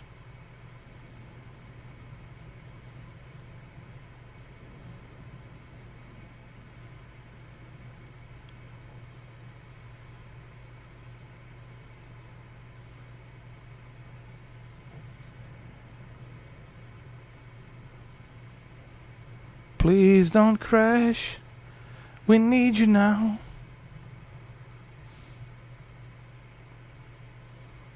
Can't wait for you guys to start playing this damn thing. I'm sick and tired of talking about it. I want you guys to play it. Seriously, can't wait for you guys to start playing this.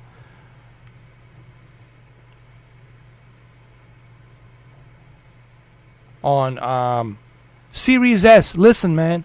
Series S, it's only $300. $300, you can start playing this. For $300, come on. That's an excellent deal. That's a super excellent deal. To be able to play this for $300, man. You don't have to buy a Series X. You can get a Series S. This is 1440p right now. What I'm showing you, it's a 1440p right now. And it's great. I'm going to buy a Series S. I already said that. I'm going to do a comparison with Series S and Series X. I promise you, there's going to be a comparison between Series S and Series X, between these two consoles, so you guys can see the difference on the flight simulator. But both consoles will be able to portray Flight Simulator in its best glory. Fuck yeah, we'll do a group flight, dude. You know. Yes. And I know how many people out there want to see this on Series S and Series X, just for me to show the difference.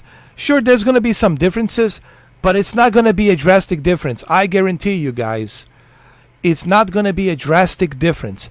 There is going to be some differences in terms of visuals.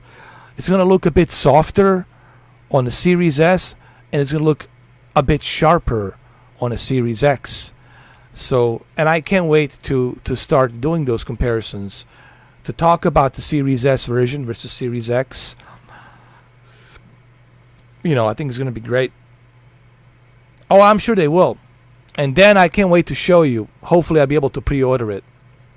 I'm on the list for the pre-order. The Turtle Beach. Turtle Beach. Velocity controller. Can't wait for that either. That's going to be crazy.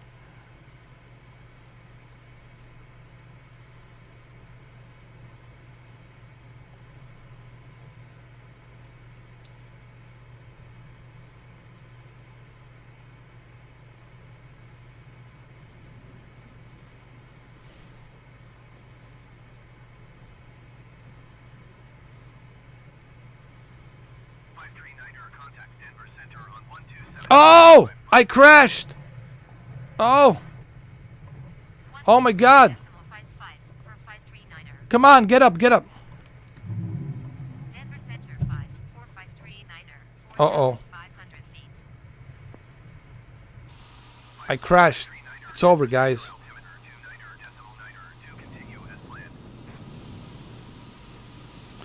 It's over!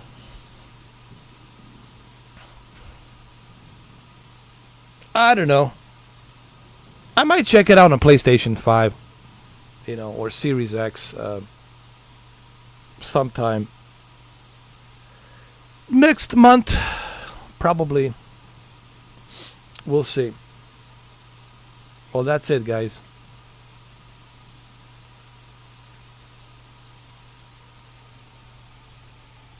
It's over. It's over, my friend. We're middle of nowhere.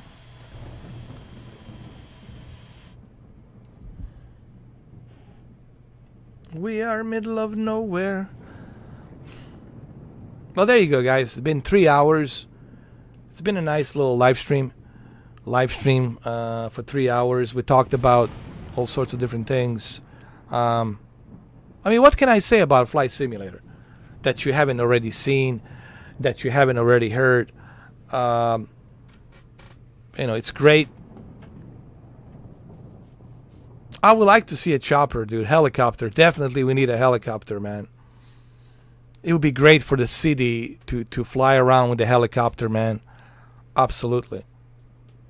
Definitely a helicopter.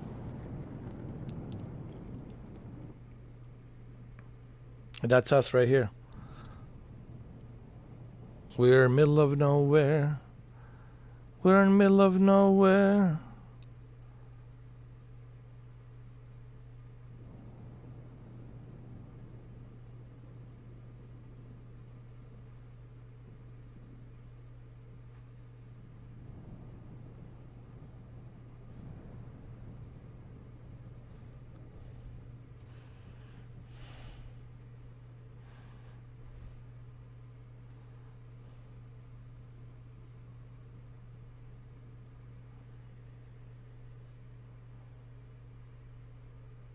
Dude, even on the ground, it looks great.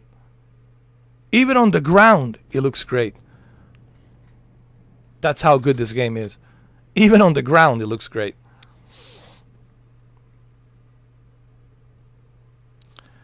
All right, my gentlemen and ladies and everyone else and extraterrestrials watching me from the other dimension.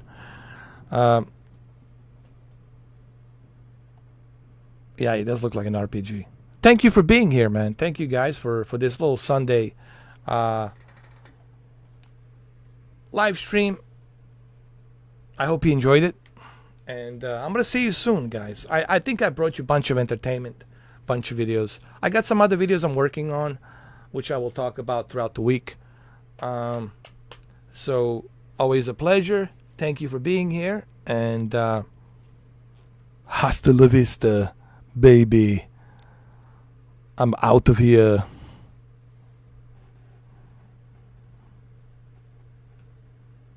I'm out of here because I got the clear vision.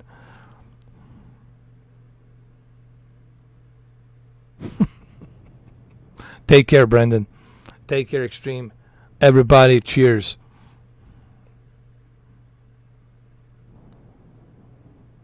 Do it now. Come on. I'm here. Do it. Do it now.